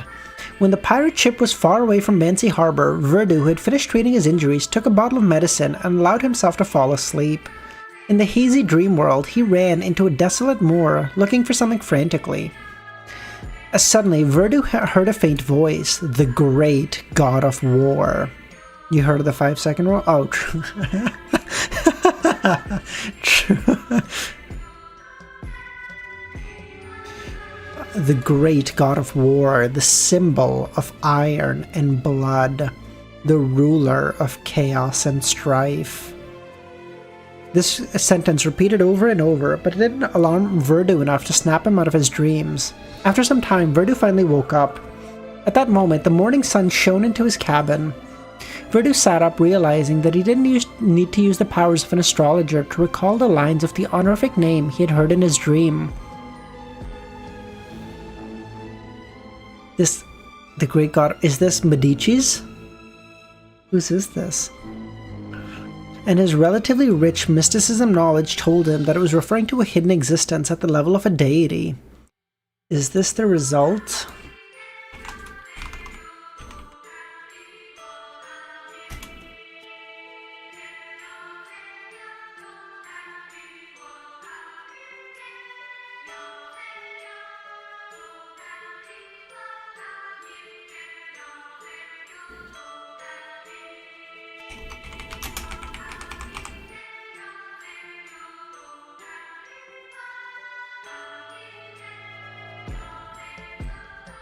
I have heard this before? Oh, okay, cool. Is this the result of the incomplete symbols and the labels around the altar? He didn't attempt to recite the name because he knew how miserable people who had done such a thing before died. God of War. Verdu remembered that he had seen this deity's name in a book. He decided to do some research. The Bansancy harbor on a collapsed coastal mountain. Red blazing white or orange blazing flames emerged. This figure was wearing a black stained armor with a half-grown fiery red hair. He looked young and handsome. None other than the evil spirit Sauron, Einhorn, and Medici. If he didn't have Sephira Castle and a attendant of mysteries characteristic to allow his marionettes to run around the world without considering the limitations of distance, I wouldn't need to take such a roundabout route, Medici said. A raven landed on top of the boulder. There was a circle of white on his right eye, and a human voice sounded. You actually used him, and not him. This isn't like your style. Medici chuckled. That's because he wishes for others to call him as a capital him, and not him as a small him. This form of yours looks cuter than your true self, don't you think, little raven? This mockery is just like you, still living in the previous epoch. Like, oh, he's like, oh, remember when I used to clean your diapers? And you're like, no, bitch. Medici smiled. The developments have been rather smooth, and he has been fooled. However, I believe that even if he discovers it, he'll probably turn a blind eye. And for the two of you to become great old ones, Dor has to return.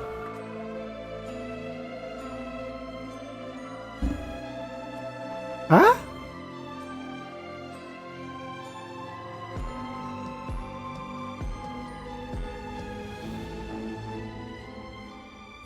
So Amon wants to become a great old one. That's fine.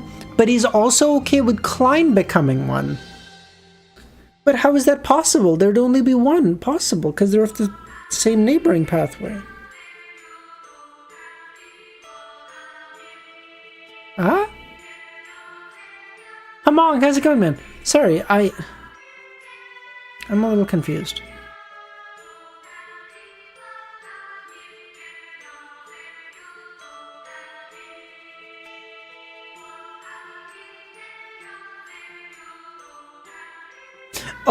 Oh, he means it means neither can become, I see, sorry. Okay. Bro, how about you fucking become gods first, okay? You're getting 2 steps ahead right now. The hypocritical him might still be hesitating about whether to do it, because if he isn't careful, it will bring about disasters. I love disasters. Little Raven, when are you gonna make your payment?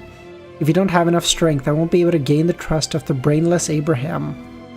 When he prays to you, Amon said, if you're worried that such a state won't last long, I can parasitize a worm of time into your body and help you maintain it.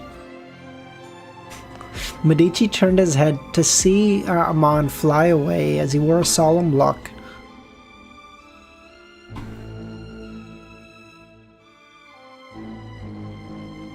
Oh! Wait, are we going to 44 today? Fuck, that's so long! I fucked up. Oh my god. No, that's so... Bro, why can't we do shorter stream nowadays? Why are they all 8 or 9 chapters? Kill me.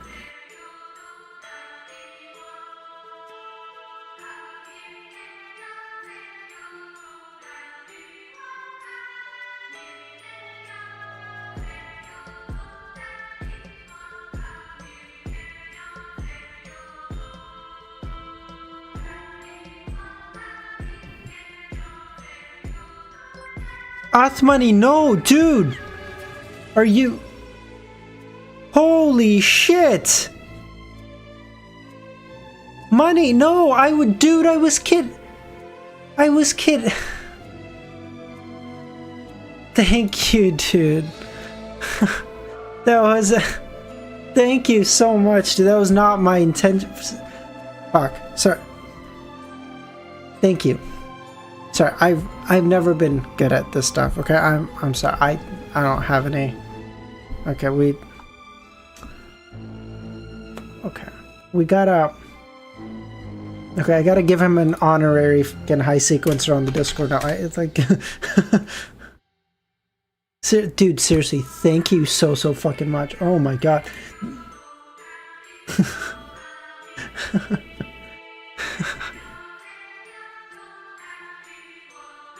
Sorry, just give me a second. Just give me a second.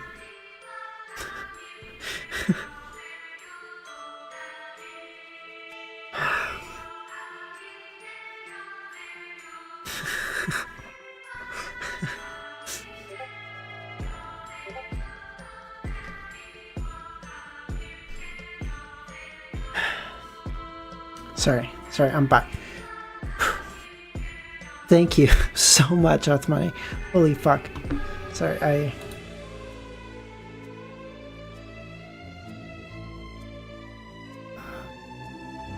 I literally don't have any words. I don't know.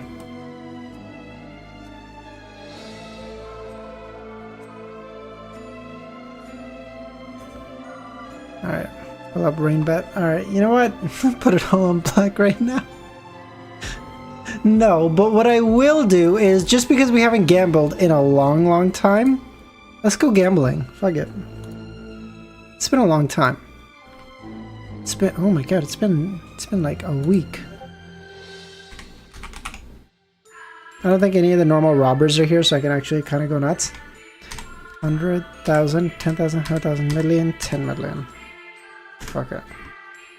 Oh, fuck you. Oh my god, kill me. 100,000, 10,000. I lost count. I'm an idiot. Okay, 100,000, 10,000, 100,000, million, 10 million. Bro, am I fucking crazy? Mind flip. I feel like that's the right one. Okay. The final battle. No, sorry. No. Yeah, no. Okay. The final battle will be between Klein and Amon. When it rains, it fucking pours, baby.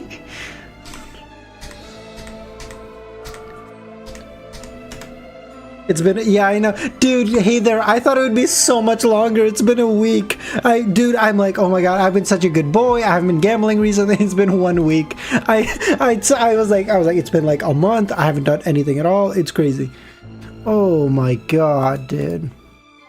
Alright, well, definitely no one's taking the crown from Othmani this stream. Jesus Christ. No, Romero, I'm not gonna stop now. Fuck that. I can't, I'm not gonna be able to fall asleep now for a while anyway. Fuck it. What does it even matter? Okay, did I change the title? I'm on the wrong screen. Did I finish the title? I did finish the chapter. Okay. No, seriously, Othmani, thank you so much, buddy. You really didn't have to. But thank you so much. Just give me 2 million. Earn it yourself, motherfucker. That's how the rich stay rich, bro. I'm sorry. Okay. The small city called Utopia is intrinsically no different from the ones that I have been to in the past. Be it the folk culture, the people, or architectural style, it will follow closely to the standards of Loam. I've heard that the southern continent has many peculiar, unusual traditions. I hope that I can experience it with myself one day. Of course, that's after East and West Balam's peace is restored. Othmani, did you... what were we talking about that prompted this? Was it that you wanted me to read R.I., Reverend Insanity? Was that it?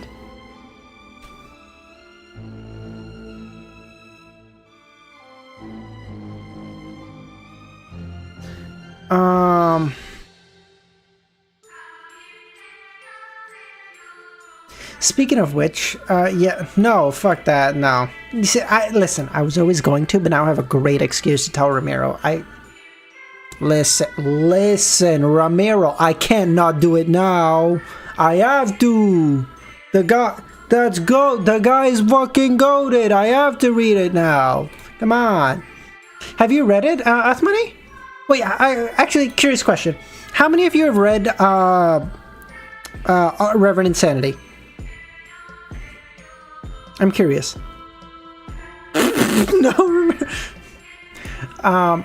Speaking of which, the most special thing about this place is that the weather is always changing and there's always a storm. As a result, most people have umbrellas, raincoats, and are smeared with Donningsman tree sap. The hotel attendant told me that a person of a certain income level, which also has a need to work outside, would save up quite a lot of money to purchase such a raincoat. There are no meteorologists here. I have no idea why there are so many changes in weather. I can only guess that it has something to do with the lining of the sea being close to the place with hurricanes. There isn't a deep water harbor a few kilometers... Sorry, yes, there's a deep water harbor a few kilometers away from Utopia. But they're lacking in manpower and it isn't managed well. It can only maintain its operation on a small scale. Greater Orange, how's it going, man? Well, I don't think I've seen you here before. Thanks for popping by. Aw, Athmani, you really didn't have to, dude. Oh my god, that's so sweet. You seriously. Like, I really appreciate that, but like, seriously, all of you guys just watching is like, so I fucking love you guys, okay? Oh my god, that's so sweet.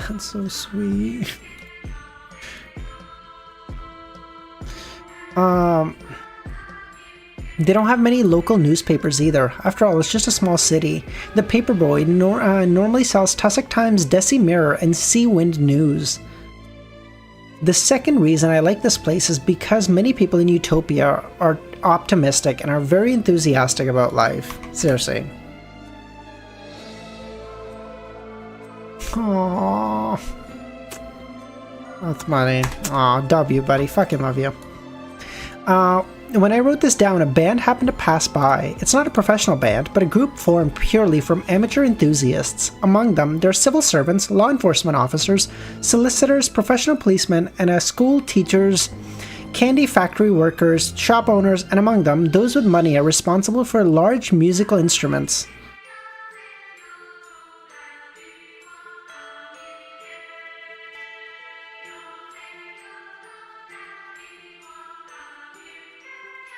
Oh, that's so sweet. Yeah, no, we'll definitely read Reverend Insanity, dude. I'm gonna have to, I mean, I'm gonna be fucking 8,000 years old by the time that I fucking finish that thing, but all the same, yeah. Oh, dude, I really hope I don't like Reverend Insanity. If I fucking end up really liking Reverend Insanity, I'm gonna fucking want to kill myself. Dude, I can't like Vagabond, Berserk, and Revenant. I can't like everything that's unfinished. These motherfuckers just make shit and they never fucking finish it. And then, I mean, okay, Miura kind of gets a pass because he fucking died. Kind of. But like, bitch, you took like a 20-year fucking delay in between that, okay? Fuck you. Like, maybe Kento Miura maybe gets a pass because he fucking died. But somehow, he's the one, even after death, his is probably going to be the one that finishes first. The guy's alive. He makes other manga. He just won't finish that one. He won't finish that one. The fucking Kento Miura died and he's writing it from the fucking afterlife. Excuse me? Come on. Fucking finish him, dude. I love Vagabond with such a fucking, oh my god, like it is my favorite series ever. It is my favorite series ever. Like, I love Vagabond more than like anything I've ever read. Like, it genuinely changed my like perspective on life, and the motherfucker won't finish it. Like, I've given up hope. I can't.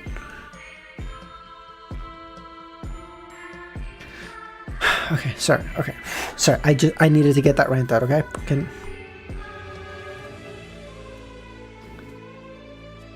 On some rest days, they will walk the streets and set off from the municipal square. They will circle the city before returning to St. Ariana Cathedral near the square. In the tour, not only do they reject the other citizens from joining, but they even encourage them to sing or dance along. According to my observation, the participants are very happy and very satisfied.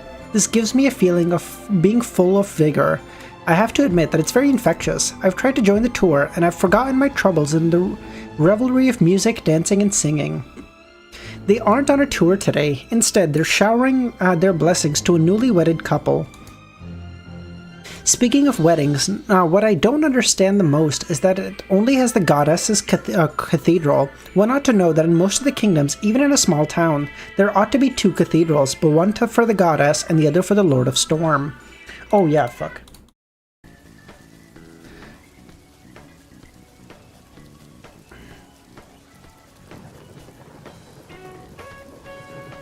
Well, oh, Ramiro, can you please do me a favor?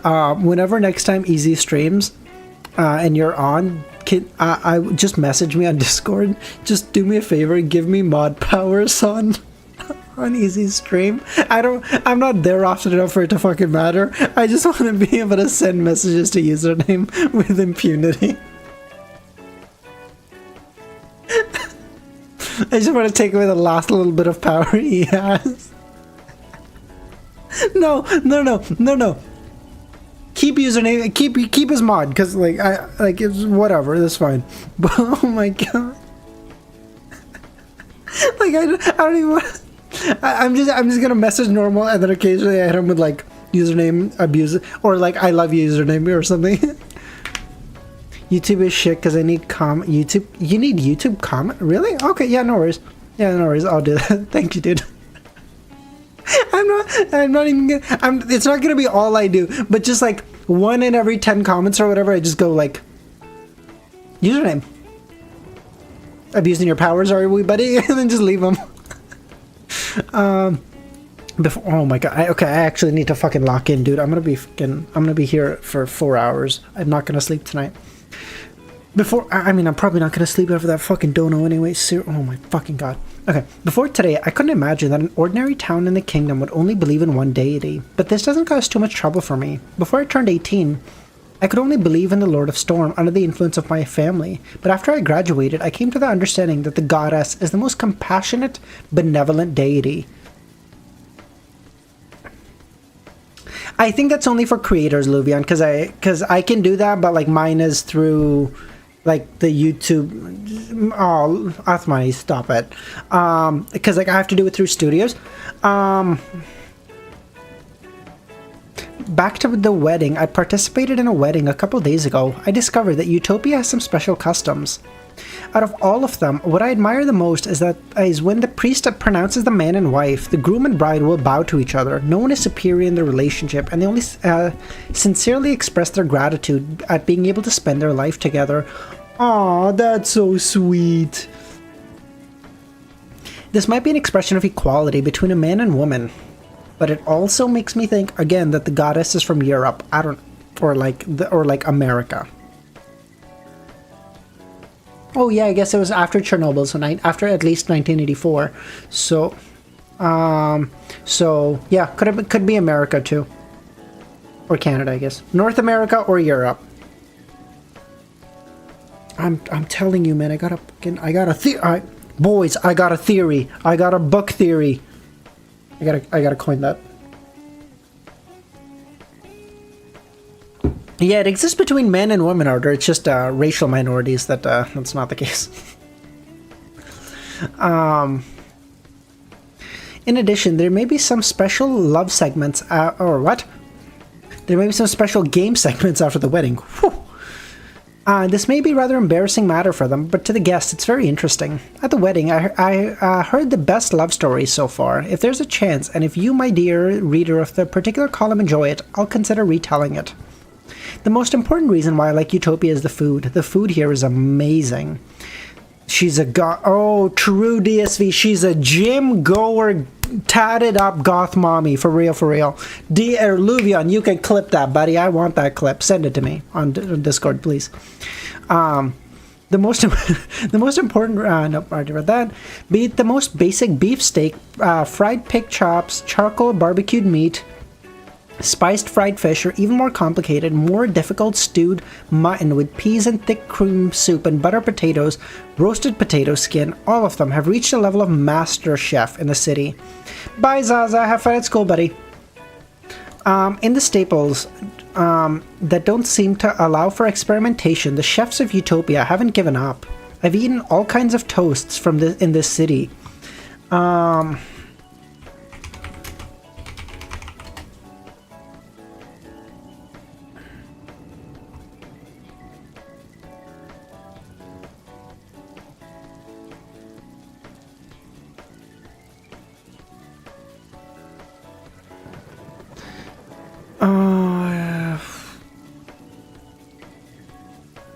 I've tasted all kinds of toast in this city. As long as I'm willing to, I could make it so that I don't eat the same thing twice during this week. The best food of praise here is the desserts. Cream pudding, fruit pudding, black forest cakes, carrot cakes. I feel so hungry writing this. This is the reason why I don't still wish to leave after staying here for a week. What I'm most worried about is not my wallet, but my weight. The red wine in Utopia is outstanding as well. Here, I need to seriously recommend a drink. Utopia's fizzling iced tea. Sorry, I need to shut my Discord up. I gave Uthmoney the high sequencer role. I feel like if anyone deserves that, he does. I would give it to like Senta and thing too. Oh, there's one more. I'm forgetting his name. I would, but he's not on Discord, so you know. All good. Thanks, Livian.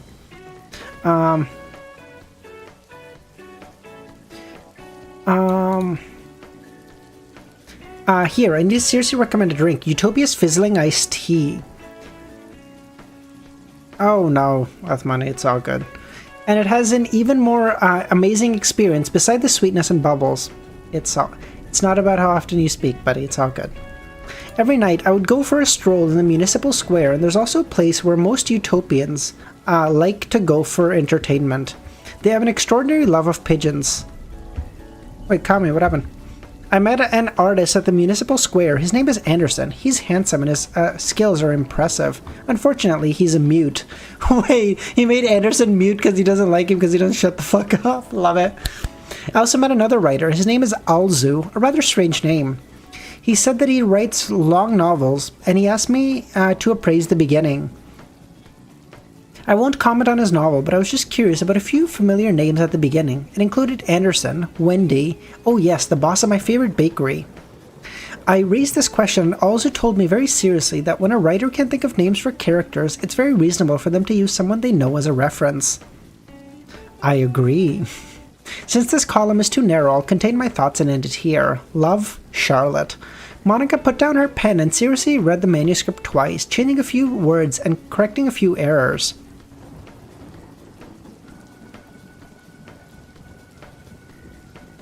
Yeah, it's very common.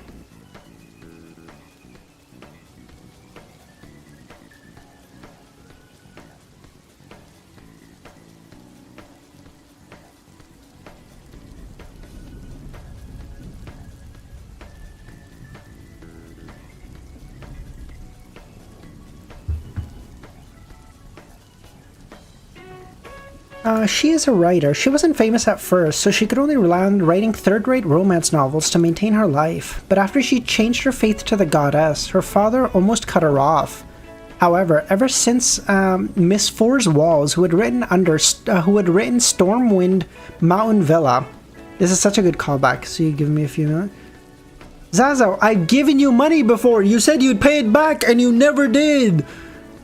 I gave you money before, and you fucking lost it all. No, I'm not giving you more. Monica had also started to write about her travels in background newspapers. This matched her hobby perfectly, and her hobby gave her a unique vitality.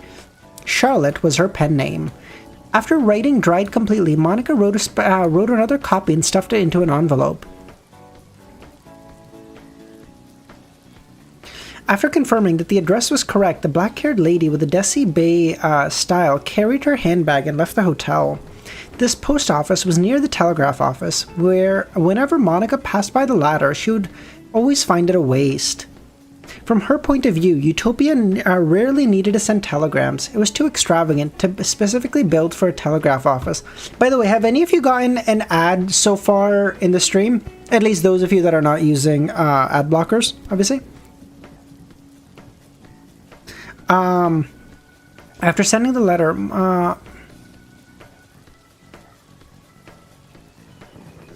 when she arrived at the entrance of the St. Ariana Cathedral, she met Biles, a police officer. He had once questioned Monica at the hotel.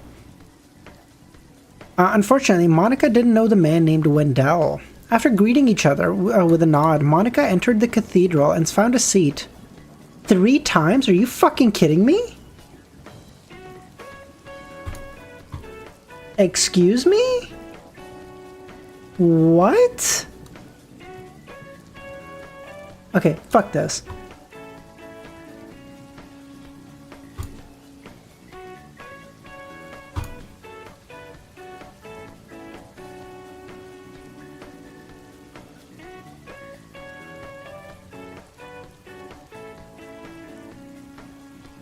Okay, fine. Okay. You know what? I'm just gonna set it to once every 30 minutes, okay? Fuck it. I had it automatically, but then I feel like it's giving so many ads. It's obviously I don't fucking know because I don't see them. But like I feel like that's like a crazy amount of ads. Okay, so I'll do one every 30 minutes.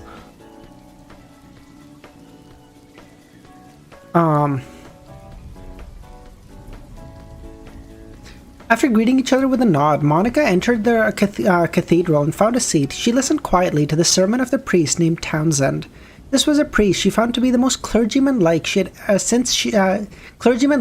ever met ever since she changed her faith. His hair was half white. He spoke slowly and mellowly. His voice was deep and always calming. Monica closed her eyes and listened attentively. Eastchester County, in a forest belonging to the Hall family. Albert, Hibbert, and Audrey led their respective foxhounds with their servants around and chased around their prey. This was the first time the 3 of them had hunted together since they became adults. In front of their sister, Alfred and Hibbert had a great time, at least on the surface. And to Alfred, the biggest problem was to how to control himself and not show that he was so extraordinary. Otherwise, if a disciplinary paladin joined a hunt, no one would stand a chance.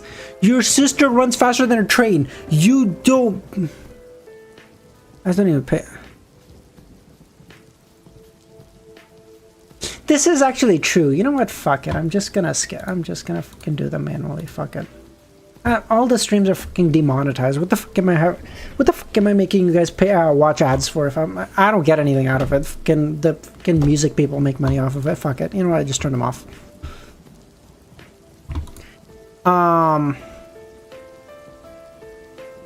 He knew that his sister was a Beyonder, but he also knew that a Sequence 7 Beyonder of the Spectator Pathway didn't have any actual combat ability. And they chased their prey. They rushed out of the forest and saw a wheat field. Mr. Loki, how's it going? Where are we? Audrey asked. This was her first time hunting in the forest. Hibbert wasn't too familiar either. He turned his head and asked his attendant to ask someone. As they waited, the 3 siblings laughed as they discussed their trophies. As for the golden retriever Susie beside them, she glanced at the foxhounds. After a while, Hibbert's attendant returned and reported, "Sir, there's a village nearby named Hartlarkith nearby." Hartlarkith? The village with the dragon worship customs? Audrey thought. Yeah, so, you know what, fuck it, I just turned them off. Okay, you guys should...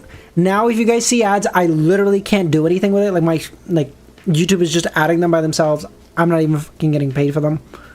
I mean, I don't get paid for any of them, so who the fuck does it even matter? I have an appointment. Alright, bye DSV. Appreciate you staying for so long, buddy. You have a good night. Kami, if it's 4 o'clock, fucking hell, you go to sleep too. That is the cry emoji, Mr. Loki.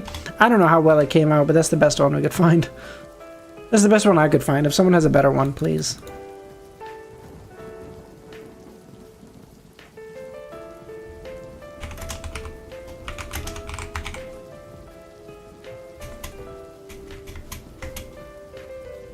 Yeah, exactly. Alright, Kami.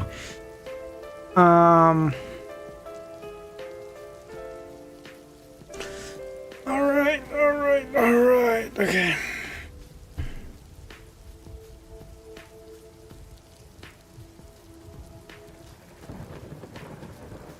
Sorry, give me one quick true crying emoji. Oh my god, Maxila, you're actually gonna make me cry. Give me 1 second, I'm just gonna run to the washroom really quick.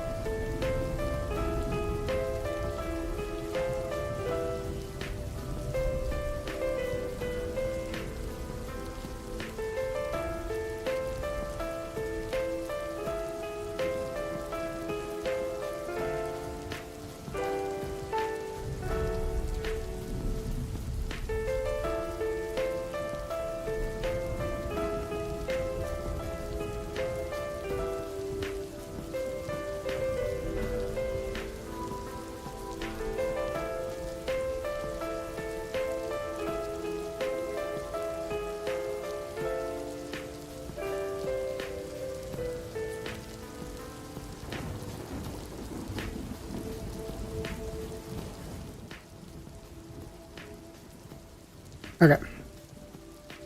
Alright, we're back. Bro's been reading too much LOTM washroom? What do you mean?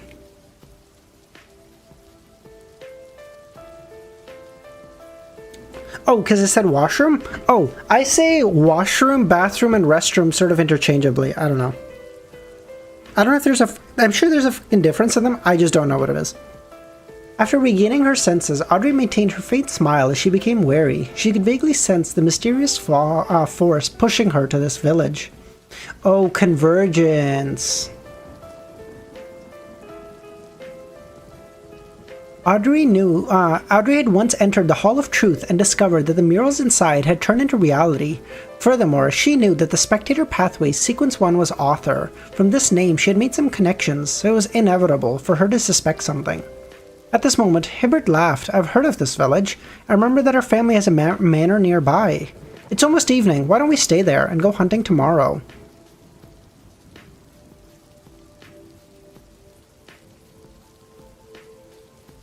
Alfred wasn't opposed to his older brother's suggestion. To him, staying the night at whichever manor was essentially the same. Oh, yes, Manor 7 will do just fine. It is not quite as decorated as Manor 4, but you know what? It is okay. We will slum it out, as the poorers say, I believe. Oh, Mr. Loki, I know. I seriously, again, I appreciate fucking all of you, okay? Like, whether you're just watching, whether you're a member, whether you don't, whatever that is. Like, I love all of you, okay? Don't ever feel like you're pressured to, like, that you need it or whatever, okay? Like, I just... all this, like, just you guys watching, I appreciate so fucking much, okay? Zainab, how's it going, man? Besides, there's still an, wait, hold on. Hibbert's brows immediately furrowed as he said, I think it's best we return. This manor wasn't informed in advance, so they won't be prepared. There's no way for them to service so many horses and hounds. Besides, there's still an hour before evening, plenty of time to return. When Alfred saw his brother's mind change so quickly, he wanted to act contrary, but on second thought, he felt that it made sense. Considering that his sister was also here, he said, alright, then let's head back quickly. That way, he didn't wait for Hibbert, squeezing at his horse's side and brandishing the horsewhip. Without saying anything, he led his sister and the group of attendant servants and hounds out. Audrey followed behind, not expressing an opinion. So Audrey subtly influenced Hibbert to change his mind, I guess?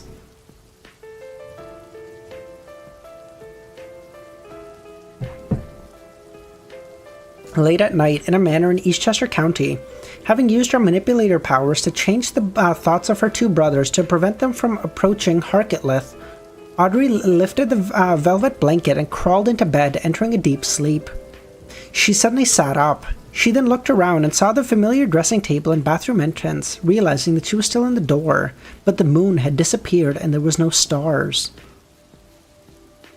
This isn't the real world, Audrey thought. It was a dream, a rather strange dream. It's here, Audrey thought. She hadn't handled the development properly in the afternoon, which led to the problem extending to the manor. In hindsight, she believed that she should have followed Hibbert's idea and headed for the family manor near the town. That way, she could arrange for Alfred and Hibbert to leave. This way, even if something happened, it wouldn't affect their parents, brothers, and the servants. However, at that moment, her main goal wasn't to follow the arrangement of fate. As long as she could avoid the town, she would try. To her surprise, danger would, at times, spring on you. Audrey got out of bed and stood barefoot. She had already confirmed that with her level of a demigod, she could directly escape this dream if she wanted to. After looking around, Audrey pursed her lips, removing the cloak hanging on the clothes rack and wearing it. She took a deep breath and walked to the door.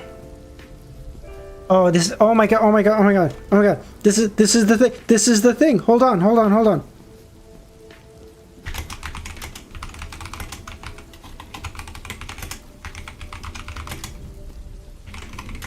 This is literally her right now.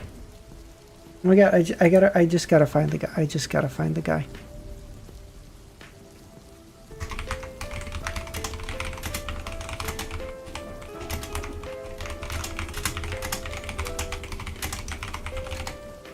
Hold on. I have a. Oh, you bitch. Where's the fucking? Oh, there's no clip. I can't find it. Fuck, I can't find it. Fuck. It's fine. You guys were gonna hate me for it anyway. It was a clip. It was a little snippet out of Solo Leveling. Basically, in Solo Leveling, there's like a scene when a national rank hunter gets woken up in his house and he's wearing like a robe and he's getting ambushed by 3 people and he's like, "All right, motherfuckers, bring it." He dies, of course, but all the same. What are we gonna host? What? I'm so confused. What?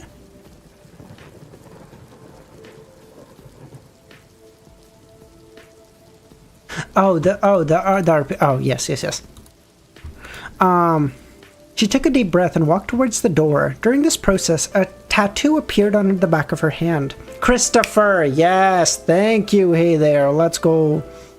This tattoo vanished as though it had never appeared. It was the mark left on her after her first entry into the ancient palace above the grey fog.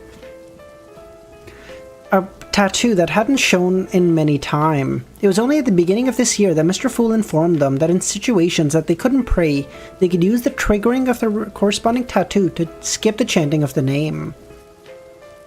Athmani, look at, dude, Athmani's fucking, oh my god, he's got it. I don't know how many of you have read Soul Leveling, and I don't care. I still love that. Okay, I still love it. Fuck you guys. Simply put, this was a treatment that a blessed of a deity enjoyed. Of course, there was no way to transmit any information. It could only be used at critical moments. And more importantly, the star-like crimson mark was rather eye-catching. It could easily be discovered by others. Therefore, under a situation where she needed to hide herself, Audrey was more inclined to use her abilities as a manipulator to implant the idea of praying to the Fool to others. At this moment, she believed that the owner of the dreamscape knew that she was problematic, so she felt it wasn't worth to go through all that trouble. When she reached the door, Audrey reached out for the handle and twisted it. A corridor entered her vision. The main building of this manor had a history of over 100 years. Many places still had their former characteristics, especially the corridor section. It didn't have any gas lamps, and the walls were decorated with candle stands made of silver or copper. Countless candles placed on them, emitting a dim yellow light that illuminated the entire corridor. Even this has been replicated in the dreamscape, Audrey thought. As this thought flashed through her eyes, a long carpet appeared beneath her feet. Stepping on the carpet, Audrey followed her intuition and walked to the right. Oh, dude, I gotta start thinking about the RPG as well, but I'm gonna start thinking about it after I finish Lord of the Mysteries. Because, like, I gotta make... My character is gonna... Dude, what... I don't care about anything. I just have to one-up fucking Unhinged everywhere, okay? I could die at level 1. I got no qualms at all. I just can't at all let fucking Unhinged one-up me. I have to just beat his ass. This is Mother and Father's room. That's Hibbert's room. That's Alfred's, Audrey thought. Oh, Ramiro, you're actually rage baiting the fuck out of me. Oh my god, you're actually rage baiting the fuck out of me.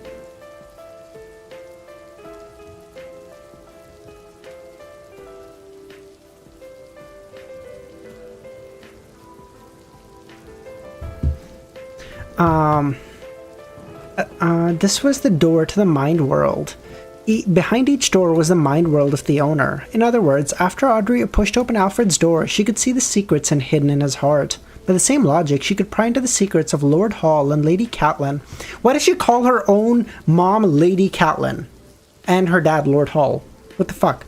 She slowly retracted her gaze. After all her experiences, she understood a problem. Yeah, fuck you. So why does you being a DM mean you have to rage bait me? What the fuck did I do to you? Bro, I'm the DM here, but I don't rage bait you. A demigod in the mind domain needed to control themselves and respect others. Under the premise that she could read people's thoughts through their body language, facial expressions, and emotional fluctuations, if she wasn't satisfied, she could greedily explore the inner thoughts of others. This was a very simple principle. Everyone had some darkness in them, in varying amounts or nasty thoughts. However, they had control over it, preventing them from affecting their actions. Under such circumstances, if a demigod in the mind domain still insisted on digging these thoughts out, it was very easy for them to be disappointed in human nature and be tainted by all kinds of thoughts. This was one of the main problems why spectators were able, despite spectators being able to placate themselves, they were one of the pathways most likely to lose control. They were both safe and dangerous. Already knew this. Therefore, Audrey established rules for herself. She only did observations and read the minds of others she knew. She tried best not to pry into their secrets. Following the corridor, Audrey, who wore a blue cloak, reached its end. She opened her eyes and cast her gaze at the room on the left. Audrey pursed her lips, held the door handle, and opened the door. This was no longer a room. On the ground were pebbles and bundles of bluish-black weeds, so dark, deep within that space that one couldn't see clearly. Bye, Mr. Loki. Appreciate you popping by.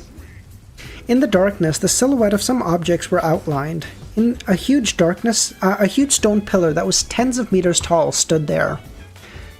And there was a tall lizard-like monster above. The monster was squatting at the top of the pillar stone like a tiny mountain, its body covered in grayish-white stones. A mind dragon. With a whoosh, the two wings of the mind dragon spread open, covering the entire sky.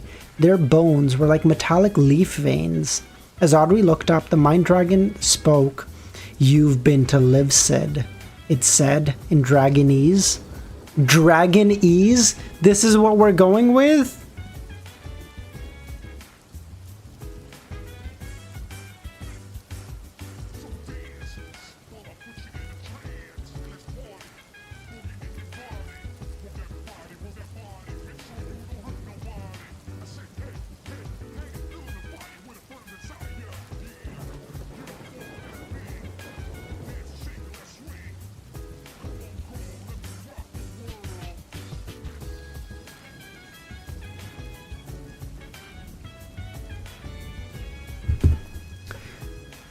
Liv said, "How does it know?" Audrey thought.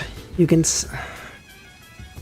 She heard the mind dragon say, "Everyone's consciousness and one's heart will make a certain exchange with the sea of collective subconscious AI dragon." Serious music, yeah. True. Sorry, we should do that.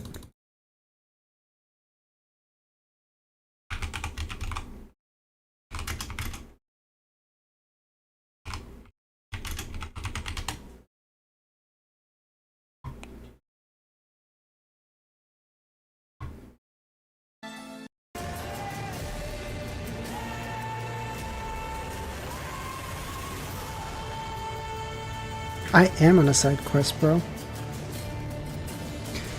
And for a unique place like Livsid, it likewise left an impression on you. When your persona roams the sea of collective subconscious and isn't far from me, I sense it.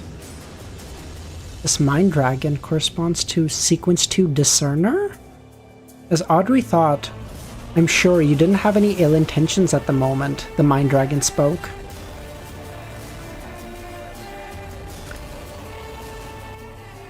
Sorry, I feel like the music was really loud, I just turned it down.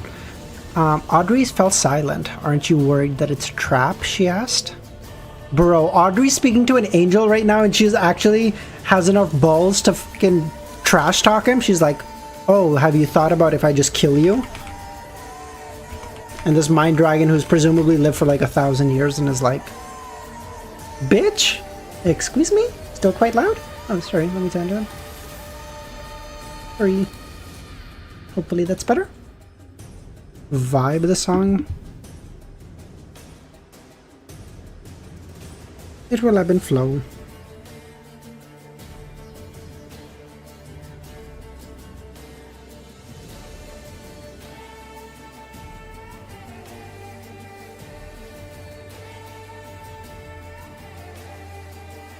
At that moment, Audrey even suspected that the arrangement of fate wasn't for her to head over to Hartlerkith to investigate the worshipping, instead to make her realize that something went wrong.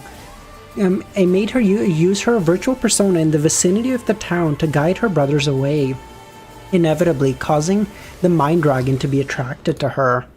Despite being the one that had been arranged, Audrey couldn't help but feel a sense of awe. Witcher 3, Romero.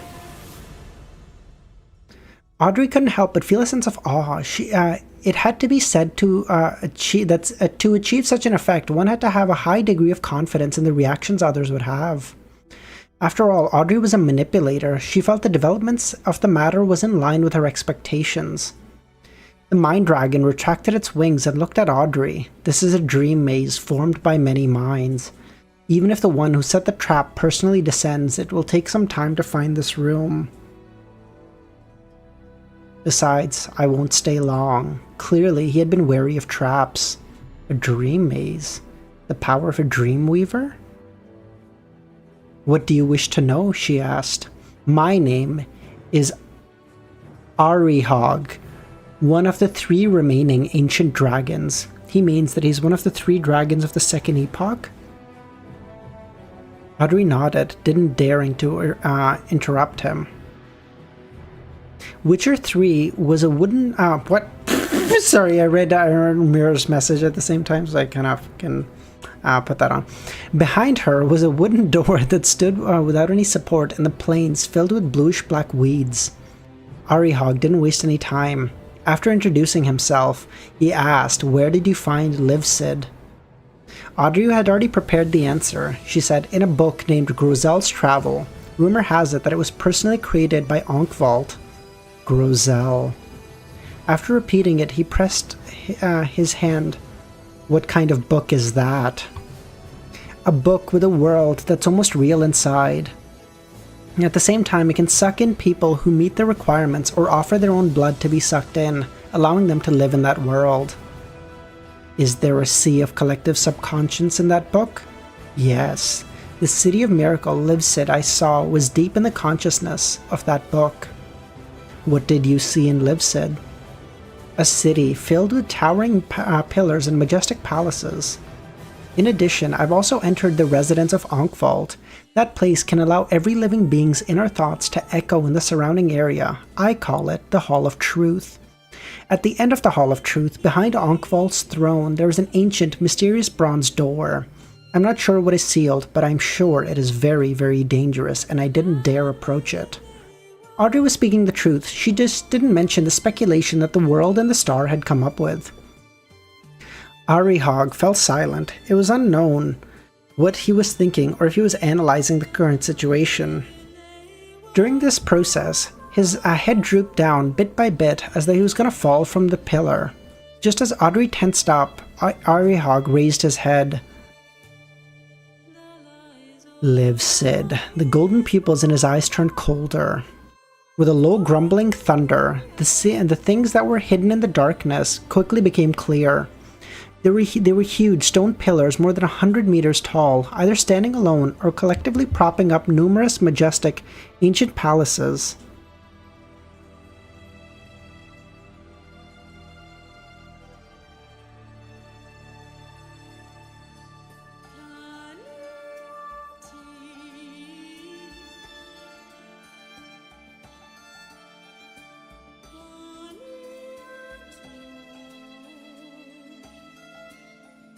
Sorry.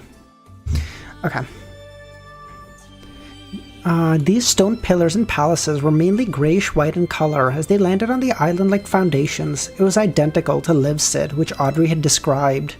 No, this was probably the City of Miracles, Livsid. Only then did Audrey realize that Arihog was squatting on top of the thickest, tallest pillar. That feels like an innuendo of some kind, but I'm gonna let that go. At that moment, she could faintly feel a subtle change in Arihog.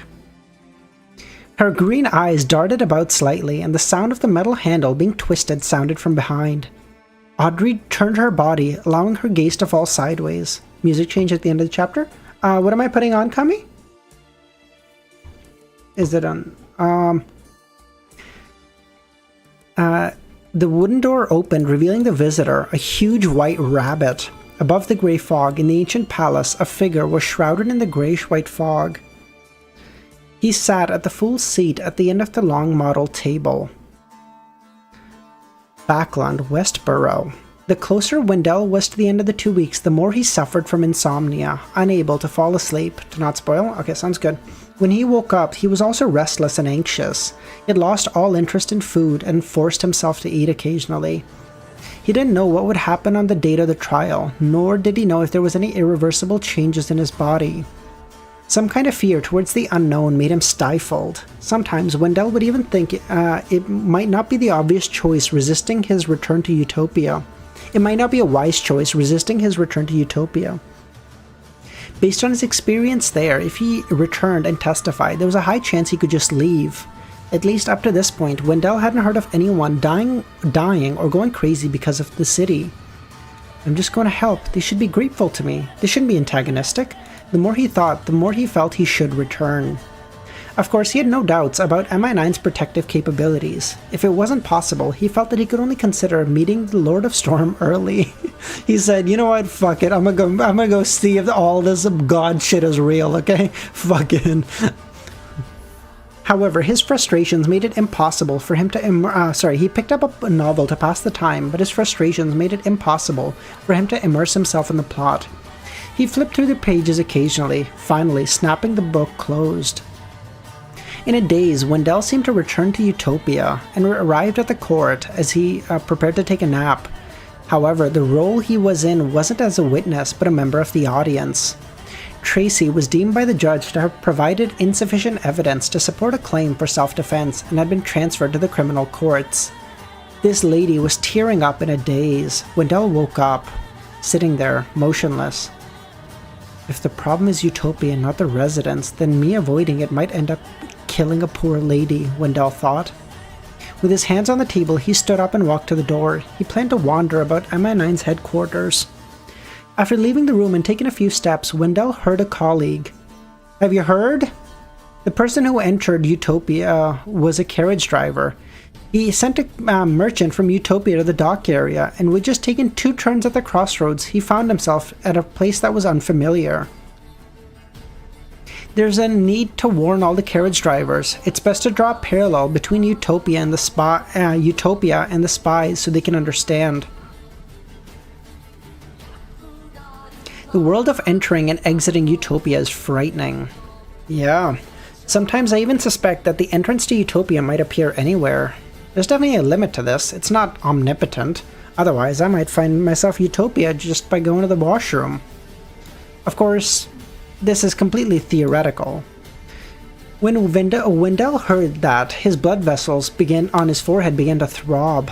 He felt that even MI9 headquarters wasn't safe. Unless there's a demigod watching me, it's not safe. I can't avoid it.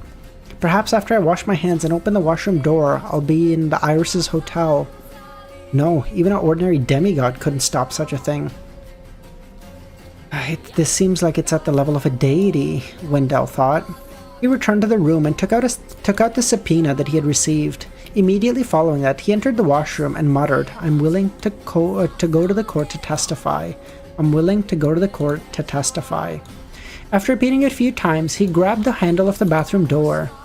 At that moment, a black raven flew in through the ventilation hole like a ghost and landed in the corner of the room. Amon, no. Fuck, Amon's gonna... Oh, no. In the next second, Wendell twisted the handle, pulled back the door, and opened the door. It was no longer the familiar bedroom, but an unfamiliar lobby.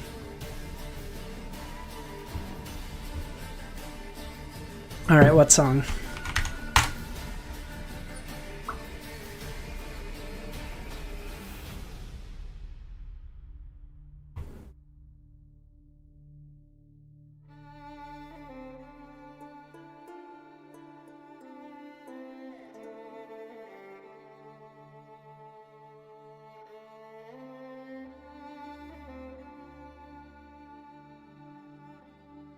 Music? Where is it? Oh, while it's closing. Oh, while it's closing in. Okay.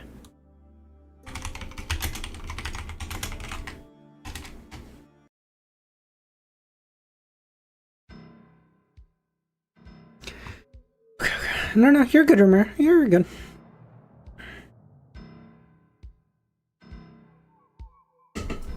Okay.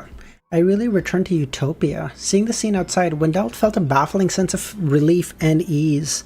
It had to be known that he was in the washroom of MI9, a place that was impossible to invade even with an army. Dr. Z, how's it going? Wow, we haven't seen you on this account in a long time. How's it going? Behind him, in a corner of the washroom where there was no one paying attention to the pitch-black raven, had draped over a shadow like a had draped over a shadow-like veil, losing its physical presence. Oh, fuck. Yeah, sorry. I was so interested in reading. I just forgot about that altogether. Okay, next 2 chapters are gonna go fucking fast, boys. I'm fast as fuck, boy.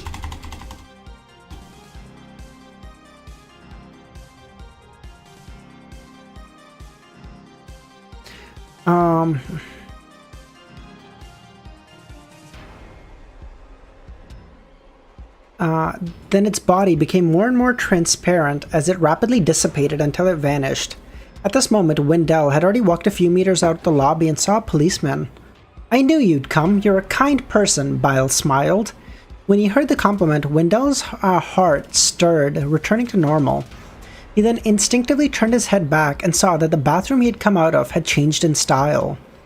In the dream maze formed by many minds, the huge white rabbit that walked upright and squeezed through the door entered the vast wilderness of the grayish-white pillars.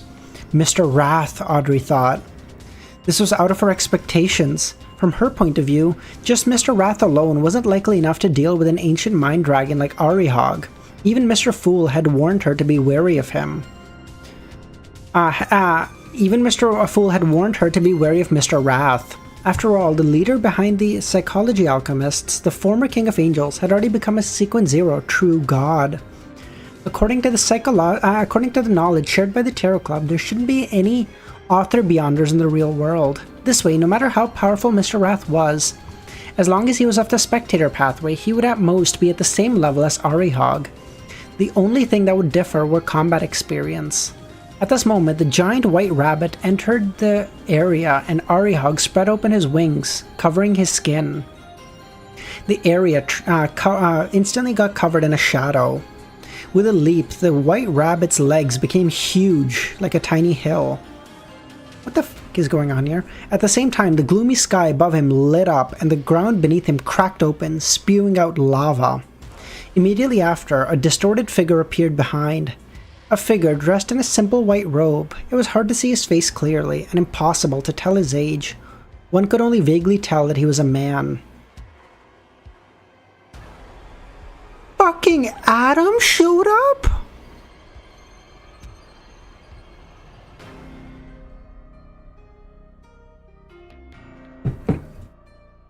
A bright halo hung at the back of his head like a miniature sun. Beneath his feet was an illusory clock divided into 12 segments. Each segment represented a different symbol of time. Behind him, a shadow that looked like a curtain. Eyes seemed to be looking out from the shadow. Did Adam somehow reawaken ASG? Because those are his pathways, right? The shadow in the back is the secret suppliant. Adam himself, of course, is the spectator. The sun behind him, the Marauder pathway, which he gave to Amon, so clearly he must have had it at one point. Is this ASG? Is he back? Is he back? Oh no. Oh no. Just after this figure appeared, the entire dream maze shook. The contrast of depravity and pure sunlight spread across the huge white rabbit, eroding or assimilating the area. But the simple white-robed figure had trouble taking its shape. He was unable to enter reality from history and illusions. Every time his silhouette became clear, his figure would distort like a machine. At that moment, Audrey retracted her gaze, not daring to look at the rabbit. Perhaps it was because she was in a dream and was closely connected to the Mind Island and the sea of collective subconscious. She didn't need anyone to explain to her, because she knew what Mr. Wrath was doing. The other party knew the problems of Arihog and knew what he feared most. Then, according to this, he produced a nightmare that produced those images.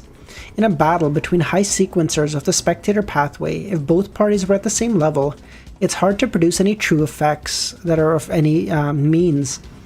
One could sneak into the island of consciousness and attempt a deep hypnosis. The other could guard the door to the body of heart and mind, preventing any foreign consciousness from entering. The other could spread a mental plague and use the collective subconscious to intrude the other enemy. The other would be able to placate themselves, treating the illness. Therefore, the battle between same-sequence spectators, saints often had three fixed styles. First, set up a trap ahead of time as a multi-pronged attack preparation. Then, by secretly leading on and guiding the other opponent, one could break down their mental defenses in one strike and complete the hypnosis. Second, one focused on their physical defenses as a support, relying on a powerful artifact to defeat the enemy. Third, when the Beyonder powers such as Mental Plague, Mind Deprivation, Dragon's Breath, Consciousness Control, and other powers were unable to deal with the opponent, engaging in self-hypnosis and using Dragon Transformation would result in an intense melee battle. In the third battle, whoever had the deeper understanding of the mind domain and whosever will was firmer would win. Of course, the prerequisite was that the other party had no chance of escaping. At the level of an angel, everyone was a true mythical creature. The maintenance time from Dragon Transformation became meaningless. At this moment, it mainly depended on observation. Whoever could find a flaw in the opponent's mind could weave the corresponding nightmare, directly attacking the enemy's weakness, destroying their mental defenses slowly.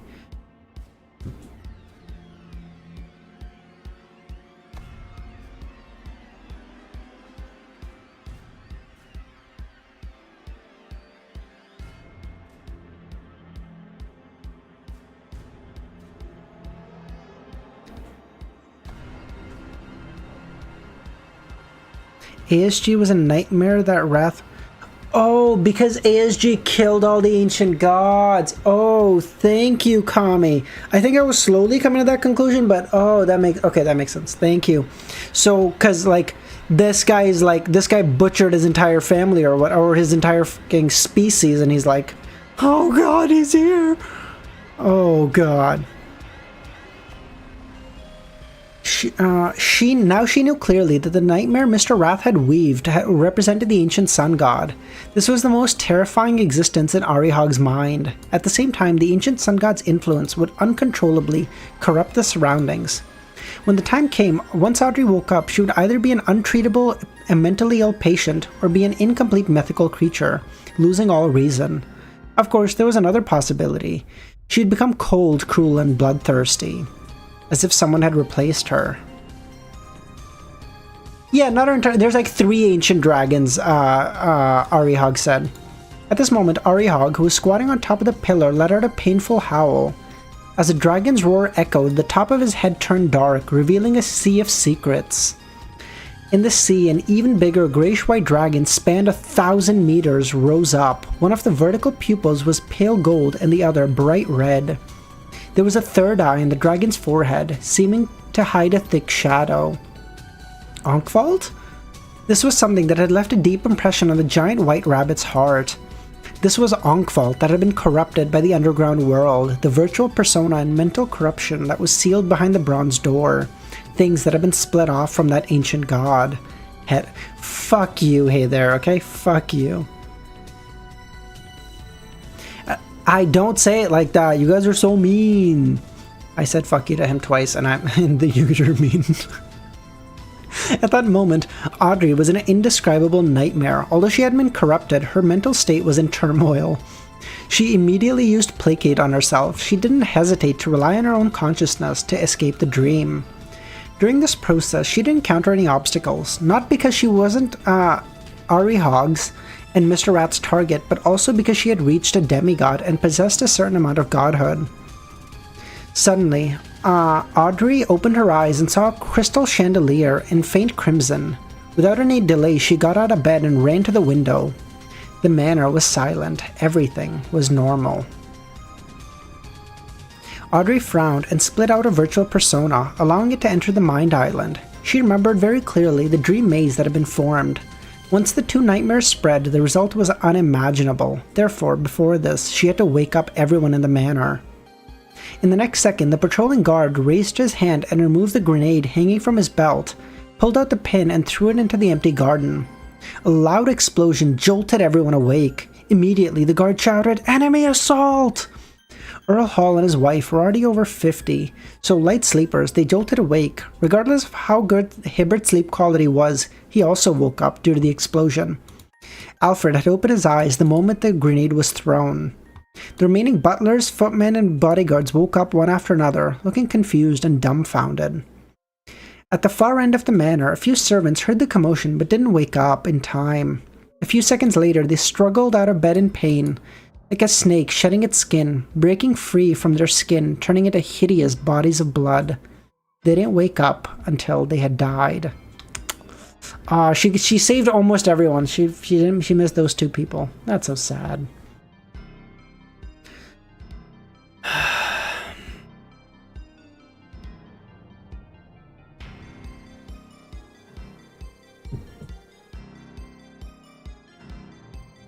At that moment, Audrey saw a grayish-white dragon spread its wings in the sea of collective subconscious as it departed.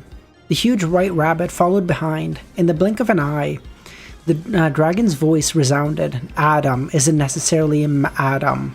Just like how I imagined I might not necessarily be Ari Hogg.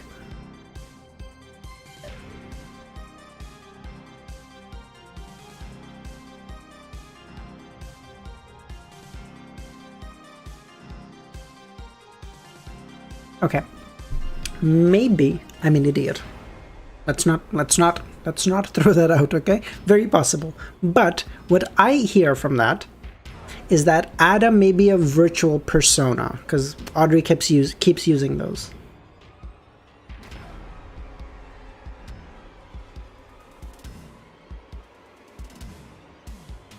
Fuck you, Romero.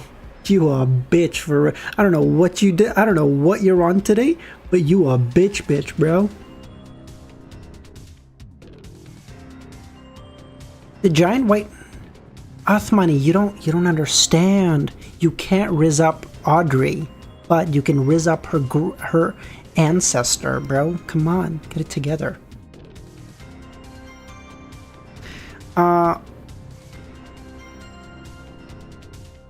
The giant white rabbit suddenly slowed down and stopped. All the abnormalities came to an end. In the ancient palace above the fog, Adam didn't attack? The Fool, Klein frowned as he turned his attention back to Utopia. He inspected his marionette town and didn't find anything abnormal. Oh, Adam. Oh, sorry. Oh, Amon is about to fuck up your whole shit, dude. Or maybe Amon won't.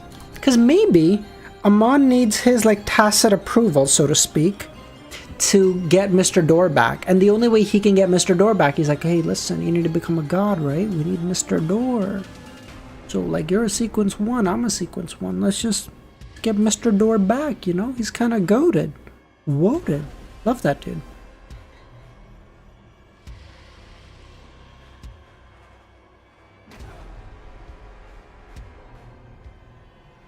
Ramiro, Jesus Christ.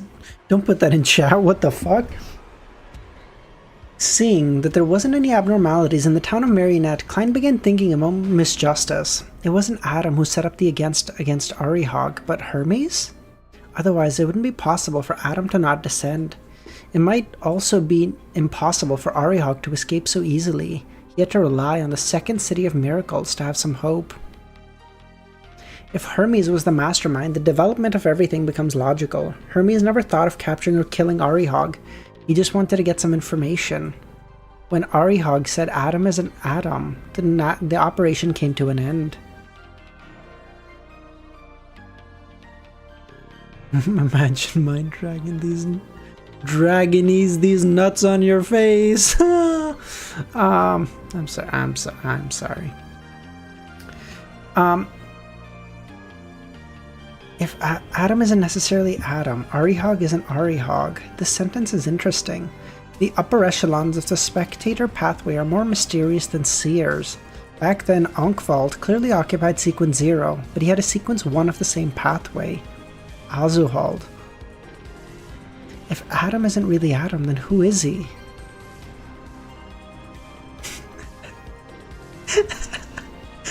Sorry, Atmani. Okay, I can't help. I'm a fucking child, okay? If Adam is an Adam, then who is he? Is it that Adam, released from the myth in the time before the first epoch? Or part of their primordial one? No, Tina, we're gonna stop this chapter.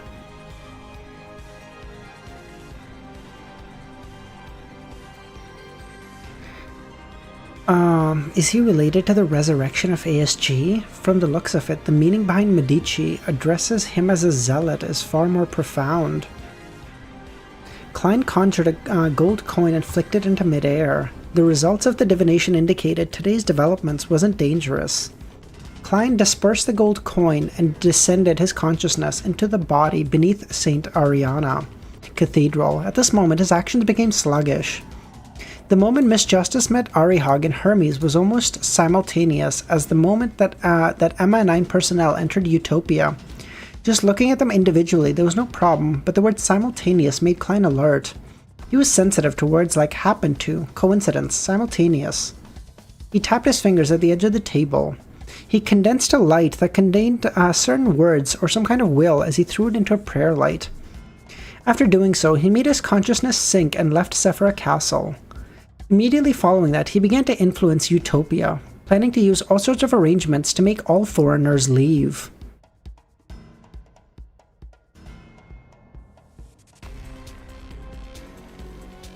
This way, even if something happened, it wouldn't hurt the innocent. This also meant that Klein was prepared to abandon the city and change locations. After all, a ritual could be repeated.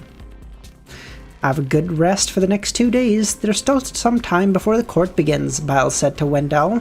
Wendell smiled. I'm already feeling sleepy. It was the middle of the night, and he had trouble sleeping the last couple of days. This is why he thought of walking around the headquarters to ease his mood, but when he heard the conversation, it erupted his emotions. After checking in, Wendell took his luggage and went to the 3rd floor. When he passed through the door, he vaguely felt that the surroundings were dark. In order to sleep better, Wendell walked to the window and drew the curtains. During this process, he felt the scenery outside wasn't unusually familiar. However, under the cover of light, he couldn't tell what was happening. Thinking that it might have been the scene he had seen previously, he covered his mouth and yawned and went to bed. Wait. Yeah, fuck you. See? Like, YouTube is telling me, is like, hey, did you know you haven't put an ad out in a long time? And like, 45 minutes, you may want to put out an ad. That's kind of how you make money. And I'm like, bitch, I make no money off of this. Get the fuck out of here. Monica slept until midnight when she suddenly needed to pee. I'm stopping this chapter now. Unable to sleep, unable to hold it in any longer, she eventually got out of bed and walked to her room's attached bathroom. No, I'm stopping. Listen, I stop wherever Luvion tells me to stop, okay? He's had such a good track record ever since he started doing this. I got I trust him. I trust him implicitly. She eventually got out of bed and walked to her bathroom. When she opened the door, she found the door a little heavier. Rubbing her eyes that were almost unable to open, Monica didn't care about the small change. She relieved herself and went back to bed. When she entered the covers, she felt the temperature was lower than before and had no other choice but to wrap herself tightly. She then fell asleep. About 15 minutes later, the patrolling Biles rubbed his hand and turned towards the street where the police station was. He was about to hand over duties to his colleagues, but his body froze. Black, dense spirit body threads on his body peeled off as they floated upwards. Is Zaratul here? Because Amon is here and Klein is here, so has Zaratul just been convergence to his ass over here too? The pruned and exquisite paper figurines landed and connected to the spirit body, quickly turning into another Biles. At the same time, a torrent of mixed knowledge surged over and resembled into a man wearing gorgeous clothes with long chestnut hair. The man had blue eyes, a high nose bridge, and thin lips.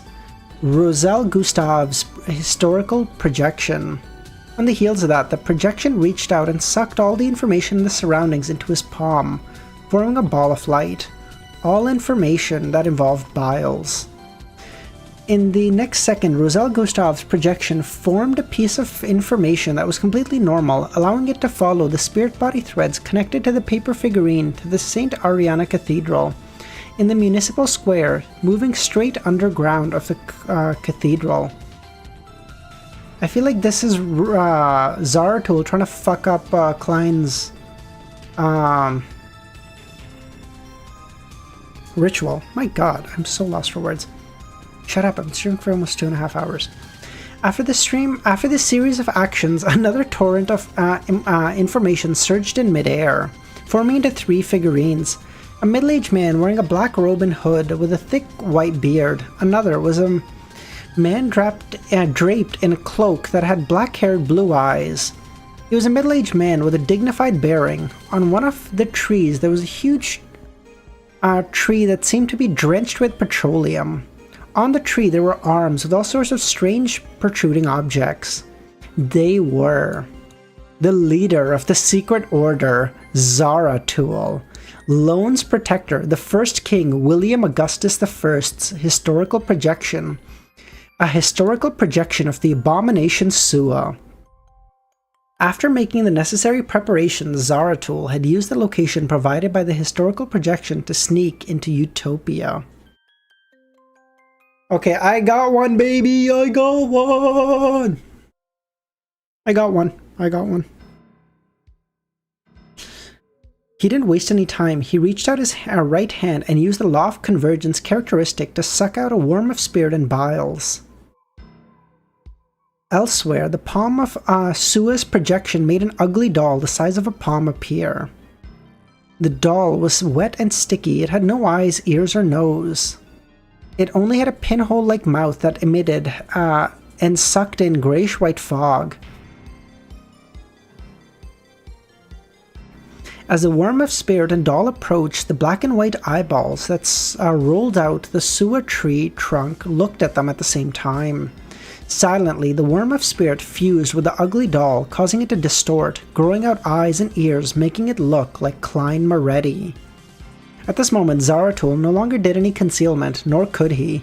He took out a black shroud and wrapped up Klein's doll. He's like, alright, I'm gonna fucking tie a rope around its neck and just... All the marionette spirit body threads in Utopia were severed at the same time, unable to... He just cut like 10,000 threads like that?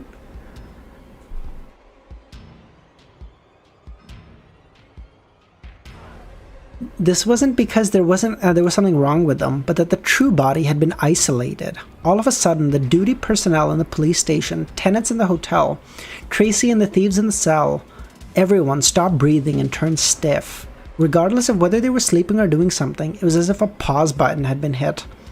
Klein, at the bottom of the cathedral, suddenly woke up. He knew that an accident had happened. He didn't hesitate. He returned to Sephra Castle. With the strength and level of a king of angels, he was able to resist enemies that had shown or had yet to show. This was his best choice. Klein immediately said, fuck this body, boys. I'm just gonna sit up top and go, lightning bolt, lightning bolt, lightning bolt, lightning bolt. We're gonna keep doing this until you're out of energy. You ready?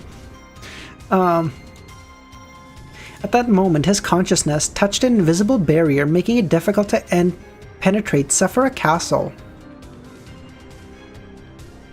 Klein's heart tightened, believing the enemy might be more troublesome than he imagined. Few existences knew that he could return to Sephira Castle with a thought. In the next second, the thick petroleum-slathered tree had arrived above the cathedral.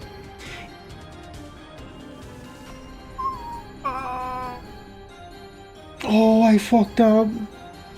Oh, I forgot this. I forgot that he said that the doll can suck in the grayish-white bog. Oh, in addition, a deep, dignified voice resounded. Wandering is prohibited here. Teleportation is prohibited here. Klein wasn't led by his emotions. Seeing that he couldn't return, he immediately changed his strategy and leapt towards the fog of history. The moment the grey fog entered his eyes, it turned into a whirlpool sucked by countless maggots. A vortex extended out, slippery tentacles covered with strange patterns. Unlike previously, the vortex emitted a strong suction force, causing Klein's figure to speed up and be entangled by the tentacles. Okay, just taking that last line, this is some fucking weird shit, okay? Law of characteristics convergence. Convergence between angels.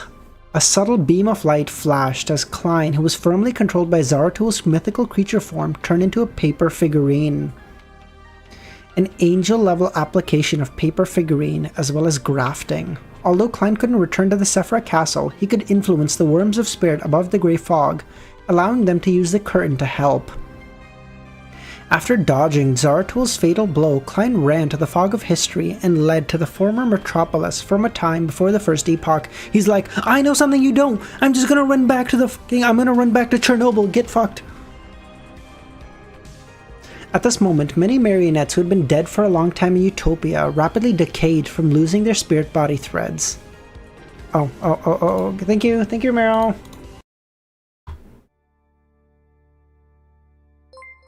Excuse me? Not yet? Not yet? Not yet? Okay. Okay, tell me when. Okay. Where am I?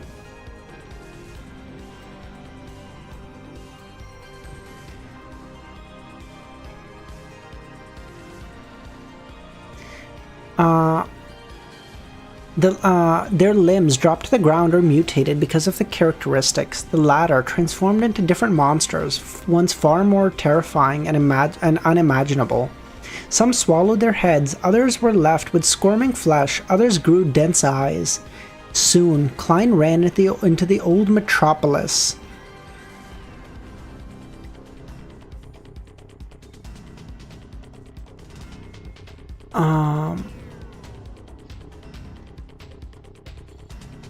What?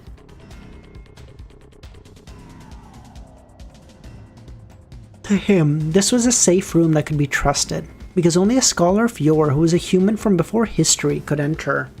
Without any hesitation, Klein habitually surveyed the area and began praying to the goddess in the stacked city.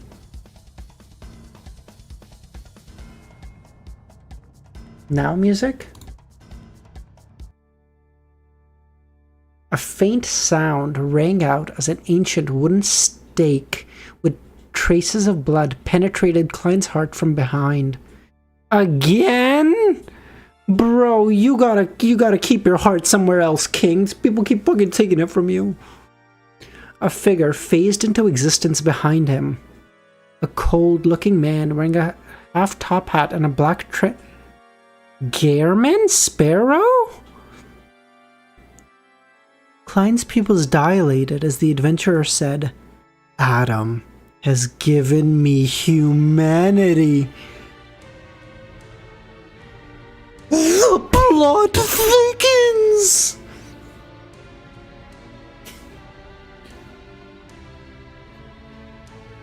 What?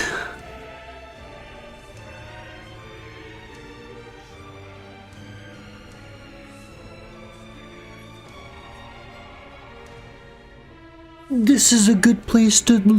Luvion, I fucking hate you, bro. This is a good place to end off? This is a good place to end? You're oh my fucking god, Luvion, you're fucking cancerous to me, excuse me? What the fuck? Oh, you bitch. Oh, I trusted you. Nah, I'm gonna trust my go. I'm gonna have faith, okay? I'm gonna have faith. I'm gonna have faith that he's I'm gonna stop now. Kami, I can't, guys. I literally, I can't. Oh my god, you're fucking kidding me. What the fuck? What is he on? Oh my god. Okay.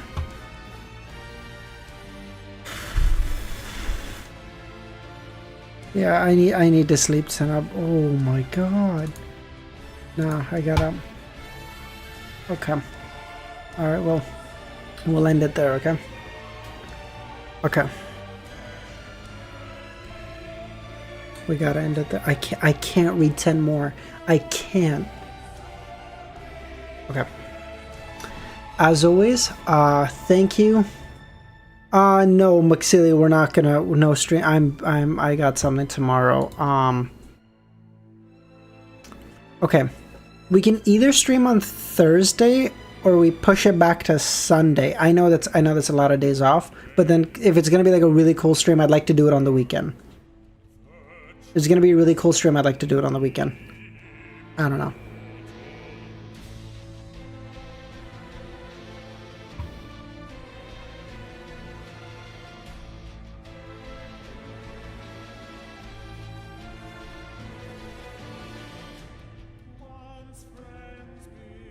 I'm not. I did not. Oh my god. I don't. Okay, it's fine. Okay, fine. We'll figure it. We'll figure it out. Okay, we'll do it. We'll do a poll. We'll do a poll. We'll do a poll. It's fine. Okay. Thank you so much, everyone, for coming. If you guys are new here, consider joining our Discord. Link in the description. We get up to some shenaniganery. Fuck, that is such a dog shit place to leave. Oh, I'm gonna trust Luvion, but fuck me, dude. Oh my god. I haven't had a fucking girlfriend blue ball me this hard. Excuse me? What the fuck? Thank you so much, everyone, for coming. Have a great rest of your day or nights. I don't know. I gotta go.